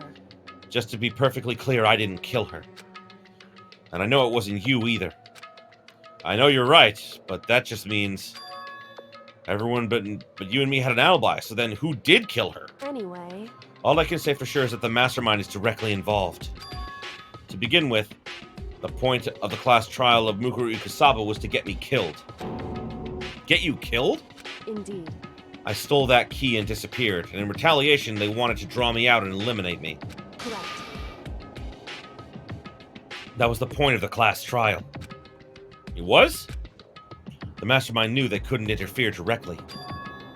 You mean because of the school regulations? That's right. Exactly. Yep, with minimal restrictions, you are free to explore Hope's Peak Academy at your discretion. In other words... The mastermind is adamant about following the rules, and with that rule in place, they couldn't step in. Since they couldn't kill me themselves, they tried to use the class trial to do it. The mastermind couldn't step in because of the rules? That makes sense. The mastermind themselves is somehow bound by the school regulations. Hey. There's one other thing I'd like to point out about the murder of Mukuro Ikusaba. What's that? There was a point where Mukuro Ikusaba may not have become the victim. It could have been you, Makoto. Yep. I could have become the victim? Indeed. You know what I'm talking about, right? What do you mean? Oh no! During that night? I can hear them, you know. The footsteps of the god of death. What? I can hear the god of death as he moves. That ability naturally draws me into cases just like this. Anyway... Which is exactly what happened with you. I was in the dorms, and I had a sense of dread. I looked down the stairwell, and I saw the white shadow cross the corridor. That's what you get for not locking your door, Makoto. Although, like, there's nothing... Like, he may have actually locked his door, and, you know, Junko... Maybe she wasn't using, like, the skeleton key, but she would have extras of everyone's keys, you know? Like, so it's no doubt that she would, like, you know, be able to open it, you know? Correct. Sorry. I ran into your room, and I saw what was happening. Exactly. Junko would have backup keys. I intervened immediately, of course. However... That wasn't the end of things. I stopped them, but that led to... Whoever the mass assailant was, they ended up dead. Correct. And their murder was disguised, and the dojo key, he wound up in my room. It is true, Monokuma could have easily just gone in there, unlocked it from the inside, and then gone out through, like, whatever hidden panels are in the room. It has to be the work of the mastermind in an attempt to use the class trial to eliminate me. So all this would mean that whoever killed Mukuro is also the mastermind, right? Indeed. I don't have conclusive evidence, but that's what I think. But that's really bad if true. It means the mastermind can kill whoever they want if they feel like it. But wait, doesn't that create another contradiction? The mastermind wanted to use the class trial to try and kill you because they couldn't interfere, right? Correct. You're right. That is a contradiction. And it's not just Mukuro. They needed the class trial to kill me, but seemed ready to kill you in your room. Everything they did is a contradiction. So what does it all mean? In other words, It means that the mastermind is the one who's been cornered. Huh? Makoto. Just a little more. A little more and I should be able to figure out the mastermind's identity. The identity of the other ultimate despair. The other ultimate despair? There's no doubt that Mukuro Ikusaba was the ultimate despair, and that she's dead. But I don't think the ultimate despair is just one person. It's not? Indeed. If you think about it, the ultimate despair seems to implicate whoever caused that event. You're talking about That's right. what happened a year ago. The biggest, most awful, most tragic event in human history. The tragedy. Who's ever responsible for that? They're the ultimate despair! That despicable group whose only purpose and motivation comes from despair. Then they're, Indeed. make no mistake, they're the root of all the evil that has forced us to go through this. That is the ultimate despair. That is our real enemy. Chapter 5 is concluded. The end. No one died. Woo! Technically, we know it's 7 now, though. Dream Island rocket. Oh, joy! Let's see, what time is it? So we've got a little bit more time, so I think that I normally would like end it here, but I think that we're gonna go a little bit further today. And at the very least, we're gonna get to after they confront Monokuma and get the final game all set up, so we can go into the investigation of Chapter 6 immediately next time. The Ultimate Despair. A group of people who caused the tragedy 1 year ago. Those same people put together this killing game and began broadcasting it around the world. The most desperately awful group of people ever. That is the Mastermind's true identity. Our enemy has finally been revealed. Not really, actually. But right now we have to get out of this horrible place. Figuring out the rest of the story can come after. Oh, you gotta leave, man? Oh, sorry. Sorry, Zelaire. Well, I'm glad you stayed along, you know, for the ride as long as you have. You know, as I said, yep, we're gonna do the climb, and basically we're just gonna go and, like, set up the deal with Monokuma and everything, and then we'll probably save it there. Yeah, you're right. Thank you, Zelaire. Bye-bye. Have fun. Don't do anything I would do. And no, I said that properly. Don't do anything I would do. It's very... I am not a good role model. Alrighty. Kyoko, do you still have that one thing? Monokuma's secret tool that got you, that you got from the headmaster's office? Indeed. Of course I do. It's absolutely a vital part of ensnaring the mastermind. I would never part with it. And it can open any door in the school, right? That's right. Then we should be able to use it on that door, right? The door! Hey, Kyoko, we can use that key of yours to open this door, right? It's true. Let's find out. Kyoko took out the key with the Monokuma design on it and slid it into the keyhole. And then... Yeah! Yeah, it opened! Indeed. And now we can get out of here. Let's go. Sounds good.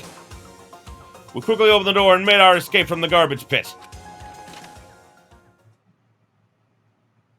Finally. We were finally free. But there wasn't even time to take a breath of relief.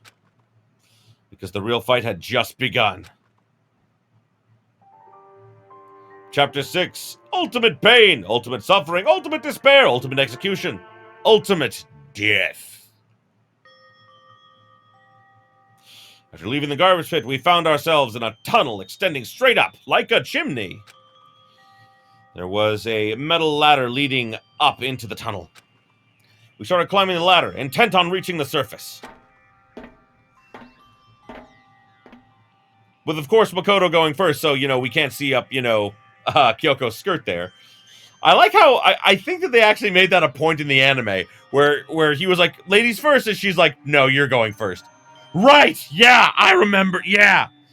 Ladder was impossibly long. I couldn't even see where it ended. We climbed into the darkness. The passage was so dark and cramped, I couldn't even see my own feet beneath me. I had no idea we were so far down. Oh, that's right, you wouldn't remember how far you fall, actually. Hey. Don't lose your footing. If you slip, I won't be able to catch you. Yeah, I'll be careful. But now that you said that, I'm getting kind of nervous. Maybe talking will help keep my mind off it. Yes, her skirt definitely has an iron wall defense. Something I actually do really like about at least the first game. Not so much in any of the others, but in the first game, they intentionally toned down fan servicey moments. They had some fan servicey moments, but they were definitely toned down. Like, they could have showed a panty shot here. They didn't. They could have shown, like, a panty shot of, like, Mukuro when she was stepping on Monokuma. But they didn't. I actually like that because it would take me out of it. It'd be like, really? A panty shot at this point? Really? So, Kyoko, there's something I wanted to ask you. You said that you said you're the ultimate detective, right? So how long have you been doing detective work? How long? So... Ever since I can remember. I come from a long line of detectives. Detective work is in my blood. There was a time when being a detective was considered a sacred duty. My family's always seen it that way. Then is your family famous? Wrong. Quite the opposite, actually. Even among actual detectives, many people haven't heard of us. Huh? But how come? If it's like your family tradition, right? So... Right. Because we take pride in it. Pride? Indeed. A detective is neither light nor shadow. We represent neither justice nor evil. That is how we can uncover the absolute truth. We stand neutral in all things, and to do that, we have to stand separate from the rest of society. Which is why we've made a conscious effort to conceal our existence. Conscious effort? It's true. It's kind of old-fashioned, and I can't say it's entirely rational. But it's our family creed, and we do what we must to protect it. Because, like I said, it's our source of pride. Pride. So that explains. Before I came here, when I was looking up info about the school online, I never saw anything about her. Because she hid herself on purpose to protect the pride of her family. However... And yet, I gave up some of that pride. Huh? In order to enter Hope's Peak, I had to reveal myself to the school. I did it knowing it was something a true Kirigiri detective would never do. But the reason you gave up that pride, the reason you would go so far to enter Hope's Peak, is because that's how much you wanted to reconnect with your dad, right? There's no shame in that. What? Reconnect? I had absolutely no desire to reconnect with my father. Huh? But you'd be reunited after all these years, right? You would have had so much to talk about. Wrong. There's nothing I want to talk to my father about. However... There is something I wanted to say to him, though. What? No matter what it takes, I have to tell him and I have to find him and tell him face to face. What is it? So... I want to sever all ties with him. Sever? The last time I saw him, I was still very young. So I don't remember myself, but apparently he was extremely intelligent. He was in line to become the next head of the Kirigiri family. He was talented and had a promising future. However... But he had no interest in detective work. He cut himself off from the family. Not long after that, my mother died, and he simply ran away. I think that he, like, from what information we get on him later, it seems that Jin disagreed with the creed of the Kirigiris and everything. And then when his wife died, he just, like she was like kind of like, I'm guessing that she was like his rock, his saving grace. And essentially the pain was too much, and he did make a big mistake in not taking Kyoko with him. But then again, you know that her grandfather never would have let that happen. He'd have been like, no, I'm gonna keep her and raise her as, you know, a detective, since you won't do it. And apparently that's what led to him, like, you know, leaving the family, was essentially he didn't want Kyoko to be raised as a detective, and, you know, he wanted her to have a normal life. But, you know, grandfather didn't want that, because since he wouldn't take up the mantle, he was basically going to make Kyoko do it. And that's why in the end he left. It wasn't so much that he ran, it was so much that he didn't have a choice. His grandfather, you know, his father, Kyoko's grandfather, didn't want him around anymore, so basically threw him out. So, yeah, it's really sad, but, like, what I actually love is the fact that this little twist that Kyoko hates her father.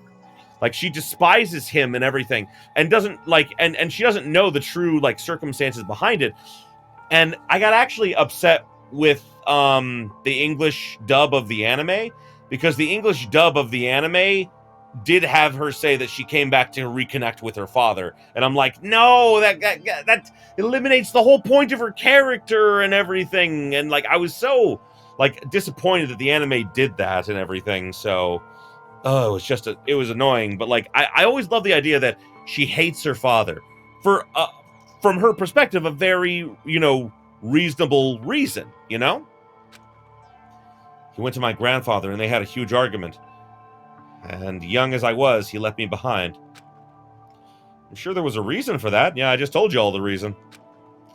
I'm sure your dad wanted to take you with him. Right. If that's true, then I need to talk to him. Thank him for leaving me. Because unlike him, I take pride in what I do.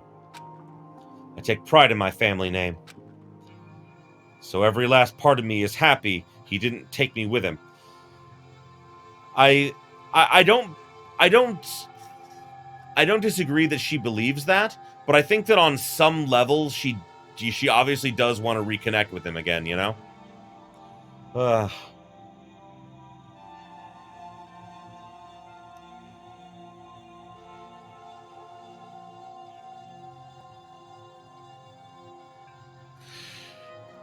I don't necessarily disagree with you. All I'm saying is, like, from I don't know if you read Danganronpa 0 or anything like that, but I mean, like, just from, like, the examples of what I got from him, like, from, like some things that, like, I knew about him, you know, Jin was obsessed with talent and everything like that, but, like, at the same time, he did it because he genuinely wanted to make the world a better place.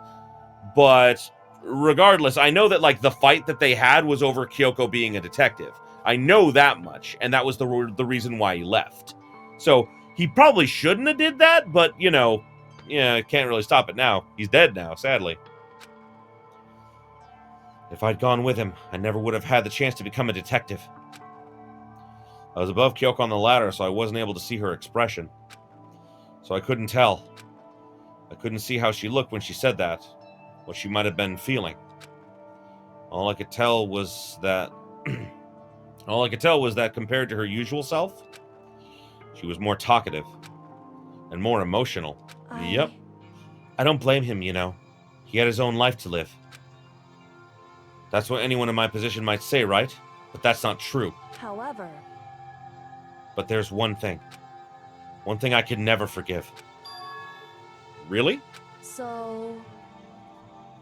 The way everyone else looked at me. I was never sad about being left behind. Like I said, I think it was a good thing. However... But when the rest of my family looked at me, they saw something different. They only saw me as the little girl that was abandoned by my father. That's how they see me even to this day. Well, Kyoko, I have good news and bad news for you. The good news is that will never happen again. The bad news is they're all dead. Except for your grandfather, I think. We never really got confirmation if the grandfather survived, you know, because of... We never see him in DR3, and we don't know if he survived in Ultra Despair Girls or not. We just don't know. His shadow has been following me my entire life. I'm sick of it. I need him out of my life. I need to step out of his shadow. Correct. That's why I have to find him and tell him we're no longer family. In order to settle the past. In order to remove him from my life forever. I have no doubt he forgot about me years ago, but that's not true because he kept her picture all these years and had her name as a fucking password in his computer. But you're family. You just cut him out like that. Wrong. Our only connection is through blood, nothing more.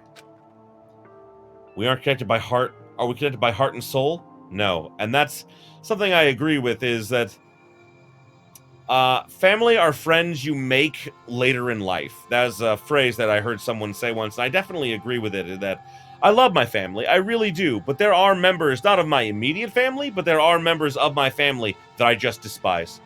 I despise them, and I do not consider them family. So, yeah, I definitely agree with her on that one. Hey. Is blood really enough to call someone family? Only connected by blood, not heart and soul. I was so shocked to hear her say something like that. I didn't know how to respond. So instead, I said nothing. I just kept climbing the ladder in complete silence. And after I don't know how long, we finally reached the top.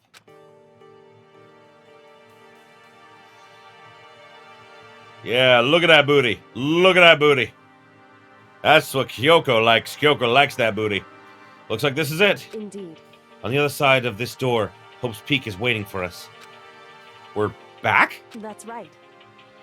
Remember that hatch on the ground near the trash room? I'm fairly certain that's where this will come out.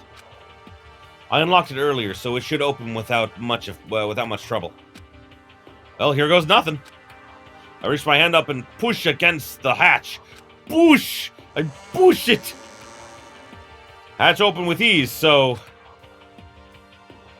We made it! Looks like we're back. I always wanted to see, like, the hatch close and Monokuma right there. I know he's not, but I just imagine, like, oh, we're safe. Hi! Ah! Looks like we're back. Can't believe how long that ladder was. I'm exhausted. Ugh. Can't exactly say we're safe and sound, but at least we're out of there. Now we're back in Hope's Peak Academy. Kyoko, thank you. And I would have gotten out of there without you. No thanks necessary. I was just returning the favor. Alrighty. Plan time, detective girl. So now what do we do?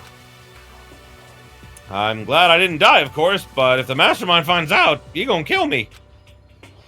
And I'm worried about you too. You helped me, so they might... Listen. You're worried? Yeah, of course. So then... Then let's just get a concrete answer. Huh? In other words... Let's ask Monokuma if there's a problem with you escaping. Wait, that's... However... We try to hide it, it's only a matter of time till we're found out.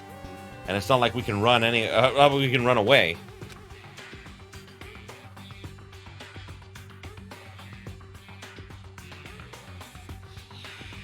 I'm not disagreeing with you, Drake. Although, from what we actually learn in Danganronpa 0, he didn't let Izuru Kamakura be created. The steering committee basically said this is what's gonna happen. Jin is the headmaster, but he's not a part of the steering committee. The steering committee are the ones who let everyone into the school. They judge everyone, and that includes... Like, the headmaster literally gives profiles to the steering committee, and they decide who gets in. He gave them Junko's profile as the ultimate fashionista. That's all he had on her. She was good at hiding her despair. She's a fucking mastermind. And they wanted Izuru Kamakura to be made, and he disagreed with the project. He even said as much in the anime. He said, like, you know, he resigned to it because there was no choice, and he's like, well, at this point, it's going to go forward no matter what I say and everything, but he didn't really approve of it. So he didn't, like, allow it to happen. So, like, you can't place the blame completely on him on this one. If the anime did anything, it actually cleared up Jin of a lot of, like, his bad choices because he didn't actually make most of those choices. As she said that, she pointed at the nearby surveillance camera. So you're saying rather than stressing out over getting caught, we should just give up now? Don't worry. What you think is going to happen isn't. Because the mastermind is the one that's ensnared. The mastermind is ensnared, huh? You said something like that before. What does it mean? So... The mastermind stood exposed during the investigation into Mukuro's death. There was a moment where the mastermind let their guard down. There was? Right. If we can talk to Monokuma, we can confirm it. And it'll be better for us to go talk to him directly before he tracks us down. That should help with our negotiations. Still a little... Yeah, no, I'm super nervous about this.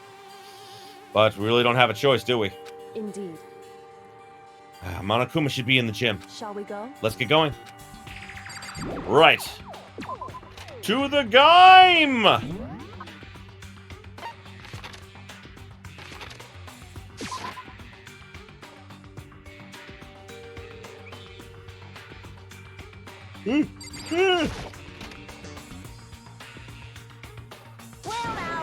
Well now. Kyoko, I don't mind so much. I don't believe it! But Makoto's supposed to be dead! What's he doing here? That's exactly how I thought he'd react. Are we really gonna be okay? You're supposed to be punished! Did Kyoko help you? What? So what if I did? What will you do? If the guilty party is exposed during the class trial, they alone will be executed. It's unfortunate, but that is the rule. Making me angry! So now I gotta punish you again! And this time, I won't leave anything to chance! Kyoko! Help me, please! Right. Do whatever you feel you have to. You're not helping! However... Before you do, let me say one thing. No. If you execute Makoto, that means you lose. Not that that matters to you, right? Huh? I lose? You! Explain yourself! What does that mean? What do you mean by that? Because... Well, you set up this latest class trial yourself, right? I was getting in your way, so you wanted an excuse to kill me. In other words... I was supposed to be chosen as the Blackened and then executed, right? Hey, what are you talking about? However... When Makoto chose to overlook my lie, your plan came crashing down. The result of the trial wasn't at all what you were expecting. Because you never imagined that in that position, one person would protect another like that. Right. And in response to that unexpected development, Indeed. you reacted by proclaiming Makoto the Blackened and trying to execute him. You made the choice out of desperation. No, more than that. You must have realized that Makoto, who refused to be manipulated, was a threat to you as well. However... But then there was another unexpected development waiting for you. An entity that would throw a wrench, so to speak, in your precious execution machinery. Alter Ego. You never imagined the possibility of a being that could come to our aid even after you killed it. Am I wrong? Now, here's the absolute truth. Makoto didn't kill Makoto didn't kill Mukuro. You did. Listen to me. So executing Makoto for it would surely be a violation of your rules, which I know you love so much. If the Blackened is exposed, they alone will be executed. That's what you told us, right? And that means I lose? You talk a big game. You're saying the Blackened is me and not Makoto? Well? And you can prove this, right? Well... No, I can't. Don't just say it like that. What is this comedy routine? To make such bold claims without a shred of evidence? That doesn't matter. I don't have any right now, but with a little more time, I'm guaranteed to find some. That's right. Because no matter how deeply you try to bury it, there is only ever one absolute truth. And now you're trying to talk like some kind of famous detective type? Because... If Makoto really was the killer, he never would have come to you willingly like this. He would have feared for his life, feared another execution. He would have tried to run and hide. To be fair, that is what I wanted to do. He would have been gripped by the despair you love so much to inspire. However... But here we are, confronting you with nothing but hope in our hearts. What the heck? And that's supposed to be enough to convince me in the absence of evidence? Indeed. It's not you I'm trying to convince. Hey, If you were to execute Makoto now, everyone out there watching this would be extremely displeased. Huh? indeed. Imagine what would happen out there. Imagine what everyone out there would think if you killed Makoto. They would assume that you killed him because of what we said. Because what we said is exactly right.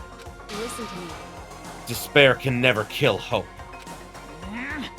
Hey, Of course, you can say we're just making this all up. You're welcome to prove us wrong. No, you don't have... you have no choice but to prove it. Because if you kill Makoto without proving your own innocence, you'll be accepting your own fate. If you want to earn our despair fair and square, that's what we have to do. then I suggest you take my advice. So, what is this advice of yours? It's true. To do Mukuro's trial over again. Only this time, you follow the school regulations to ensure a fair trial. It's time for one last showdown. One final battle between hope and despair. My God! Hey, Well, that would make for a proper climax, wouldn't you say? Fair trial, one last showdown. In other words, this would be our chance to expose the true identity of Mukuro's killer, of the mastermind themselves. But what reason could the mastermind have to accept the challenge? They'll probably just execute me without another word. Interesting. Barrett! Very interesting indeed. Barry? What's wrong? Oh, I was getting so bored, so I decided to change things up a little. So, time for bear jokes! Now, what you're suggesting might be plausible. It would certainly make for one honey of a climax. This is the only entry in the series where hope is shown as a good thing. I mean, you're right, actually, and I didn't think about that, because in the second game I kind of thought so. Well, no. Hope was also a big thing in Ultra Despair Girls, too, so, yeah. But no, you're right about the rest of them. in other words, Does that mean you accept? You guys? If we do things your way, that'll be enough to convince you and the viewers, right? Yeah, fucking Nagito, right? Oh, man. And it would cause you unbearable despair, right? Then I'm prepared to agree to your terms. Will hope win out, or will my despair claim victory? I can barely contain myself. Let's have one final grisly showdown! He agreed! Oh, thank God. Then we have one shot at this. Barrett! But this is the long-awaited climax, right? Just guessing the killer is barely a fitting end. You guys? So for the final face-off, you'll have to unearth all the mysteries that have been buried beneath. All the mysteries? That's right! Every last one that's pawing around the school. If you can do that, I can barely contain Oh, boy. myself. then that'll be enough to qualify as a Victory for you! Oh, God. That it's one was true. a stretch. That's what we've been trying to do all along. Okay, well, good. Then let's bear it all. If you can claw your way to the truth of Mukuro's death and solve the mysteries of the school, You guys? then you win. But if you can't do all that, We'll all face execution, right? I can barely contain my excitement. When you learn the whole truth, what kind of despair will you show me? We're as excited as you are, I'm sure. Listen to me. When we've uncovered every last truth, how will the ultimate despair reveal their own despair? I honestly can't believe how this all turned out. Hey, But before we get started, I want to clarify one more thing. Do you remember the rule? When one student kills another, that's when a class trial is held. What's wrong? Remember that? For sure. So what? hey, I just want to confirm that is what you said, right? And it's a true statement? You don't have to be so suspicious. I've said it before. It bears repeating. Everything is based on the school regulations. And having a trial for Mukuro is no exception to that. Huh? Mukuro's trial is no exception? Then it's part of the regulations? Which would have to mean that whoever killed Mukuro... It's a very polarizing approach, I know, but... Okay, enough puns. Anyway, here's a hint. I'm sure I told you this already, but... This killing game began with 16 participants, all of them high school students. And the only people to take a step in Hope's Peak since the killing game began are those 16 students. What? Listen. Are you telling the truth? Why do you go quiet all of a sudden? Now I'm really angry! I'm not done talking! I got nothing left to say to you! So get lost, would ya? Why so mad? Whew. He seems emotionally unstable. Hey! Leave me alone! Get out of here! Okay, I'm going. It's just... You really gonna let me go? Yeah, I don't care anymore. You're all gonna get your punishment later anyway. I need to start getting ready. A super duper extra special punishment overflowing with despair. Hey, Come on, Makoto. Let's go. Okay. God, I'm just imagining that just echoing in the fucking gym, man. Ugh. Monokuma's unstable laughter seemed to cling to us as we walked away. And just like that, we were out of the gym.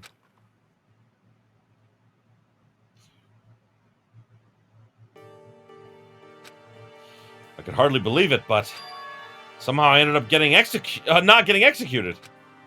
Still in my life, and we still had a chance. Overall, things turned out way better than expected. Once again, I was in Kyoko's debt. Kyoko, thank you. Everything I have right now is because of you. however, Don't thank me just yet. The real battle is still ahead of us. Yeah, true. whew, But still, I'm glad it worked. I wasn't sure if the enemy would accept my proposal. But honestly, why would the Mastermind agree to that? I mean, they don't stand to gain anything from a final showdown, do they? so, They had no choice but to accept. Huh? because, It's all because of that one moment that the Mastermind let their guard down, like I said. So, when was it that the Mastermind let their guard down? so, I wasn't there to hear it myself, but do you remember what the Mastermind said? They said they had hijacked the airwaves to broadcast our school life to the outside world, right? Yeah, I definitely said that. listen, And what did you think when you heard that? Pretty hard to believe, right? Well, I mean, the idea of actually taking over the airwaves seems so unbelievable. I mean, not in a post-apocalyptic age. indeed. You don't exactly read about something like that happening very often, so it's hard to imagine. In other words, that kind of thing is extremely difficult to pull off. However, And yet somehow, the Mastermind was able to do it. in other words, Ugh. Sorry. Oh boy. Tired now. But think of it another way. There must have been some reason they had to do something that difficult. A reason? so, What do dried grapes have to do with this? They had to show the world something, no matter the cost. Us killing each other. They wanted to show the world? it would seem, The Mastermind has been very adamant about not killing us directly and forcing us to kill each other. All their rules and regulations were designed to encourage that. Yeah, that makes sense. If those stupid regulations didn't exist, nobody would have died. in other words, So the Mastermind's ultimate goal was to make us kill each other. And show that off to the world. But why? correct. To prove a point, most likely. Prove a point?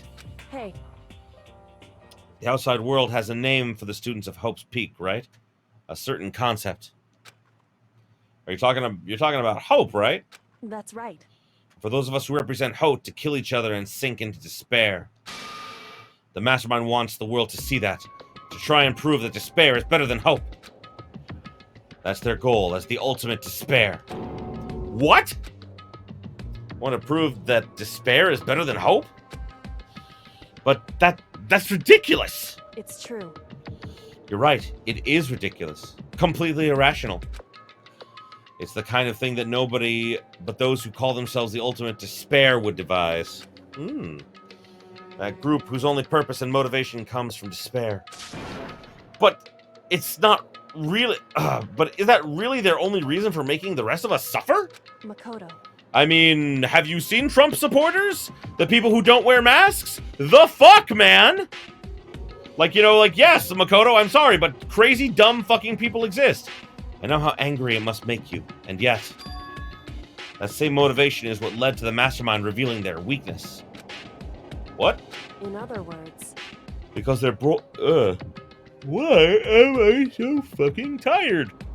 I want to stop yawning, damn it.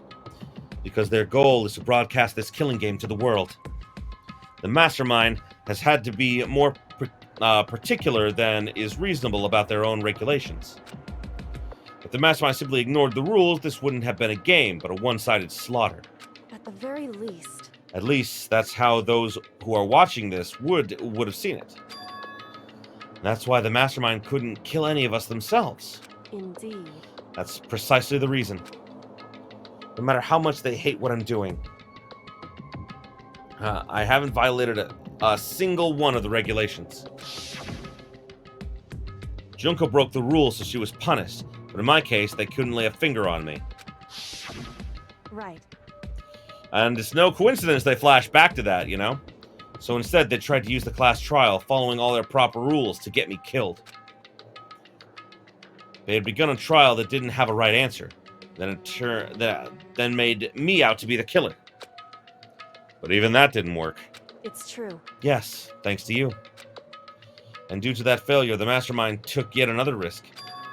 They attempted to kill you instead, who also was not the killer. When that fact was exposed on live TV to the outside world, the mastermind had to accept your suggestion? Indeed. To prove to the world that despair is better than hope, they have to defeat us in perfect form. In other words... It would only do the mastermind harm to have it shown that they'd violated their own regulations. But all that was just a hunch, right? You were still able to get the mastermind to accept your challenge? However... Well, it's only thanks to you that we got the chance. But believe me, another path opened up. Oh, because you believed in me, another path opened up. Still, I can't believe how much of the mastermind's thoughts and plans you were able to figure out. I don't have the slightest clue. Wrong. In the end, though, I can't prove any of it. It was just my reasoning. Essentially, I was making a bet. Whew. But it looks like I got it right. This time, at least, I won the bet. She let out a quick sigh and I took it as a small sign of relief. To be honest, I haven't been that nervous in a long time. I totally couldn't tell you were nervous at all. I mean, it was kind of there, but not really. You seemed totally confident from the moment we decided to talk to him. Well, presenting a strong demeanor is a fundamental part of negotiation and persuasion, wouldn't you say? Plus, if I'd showed my uneasiness, that would have just made you that much more uneasy. Yeah, you're probably right. Oh boy, how pathetic. Yeah, he is kind of pathetic, a little bit, but he's gotten better throughout the course of the game. He's definitely not the same person he was at the start of it. However... Anyway, we can't relax just yet. We've done all we've done is earn another chance to fight. We have to win this time. Correct. Or everything we've gone through will have been for nothing. You're right. If we can defeat the mastermind, it'll cost us our lives. There's no option except to win. Hey. But before we begin the final trial, we have to tell the others what's going on. True, but now we know who the real enemy is. All we have to do now is work together with everyone to destroy the mastermind. Work together with everyone. However... Is that really possible? Huh? Anyway, right now we have to find the others. shall we go? They're probably in the dorms somewhere. Shall we go? And I think that this is the best place for us to cut it, this time. I'm sorry, Mad Hatter 1. Hi. I think this is the second time you've gotten here when we're ending. The stream typically goes until about 6. I'm sorry, bro. Oh, Leon was awesome, man. I'm glad that you're enjoying it. Are you talking about just Danganronpa itself, or like, you know, because you may not know, I also write fanfiction because I'm a fucking nerd, and it's, you know, definitely there. Yeah, the stream's coming to an end, man. I'm sorry. I really am. Like, I went a little further than I normally do, but yeah, Leon is pretty cool. I like Leon. In Never Say Never, the fanfiction I write, if I'm not sure if you're aware of it or not, Hatter, but like, you know, basically it's a fic where everyone survives, and he has some pretty cool moments, and I have a little something special planned for him in chapter 5 that I think everyone's really gonna like. But I said, like, as I've said before, I'm not gonna spoil that. But either way, thank you everybody so much for watching. I appreciate you being here with me. Sorry, Hatter, I feel really, really bad, but, like, you know, we're going to be getting into Chapter 6 next week, and next week we're going to be starting a little early. I think that next week I'm going to start at 1 o'clock, an hour early, because I think I'm just going to need an extra hour to, like, get everything done and everything, because we've already gone a little bit into Chapter 6. So, I'm sorry, man. I feel bad because, like, you know, I think you also popped in, it was you or someone else popped in at the end of another stream before, and I felt really sad because I was like, no, I'm sorry. But I've been doing this since 2 o'clock, and I have somewhere to be at 7, so, well, I play D&D online with my friends at 7, so unfortunately I have to go and make dinner because I am super hungry. So I will say once again, thank you everyone for joining me. I appreciate you being here with me. Next time we're going to do all of Chapter 6 in one go. We're going to fucking do it, and I promise to be more awake next time. Oh boy, I will have all the soda that I need. But either way, thanks again, and until next time, have yourselves a beautiful day, my beautiful, beautiful viewers.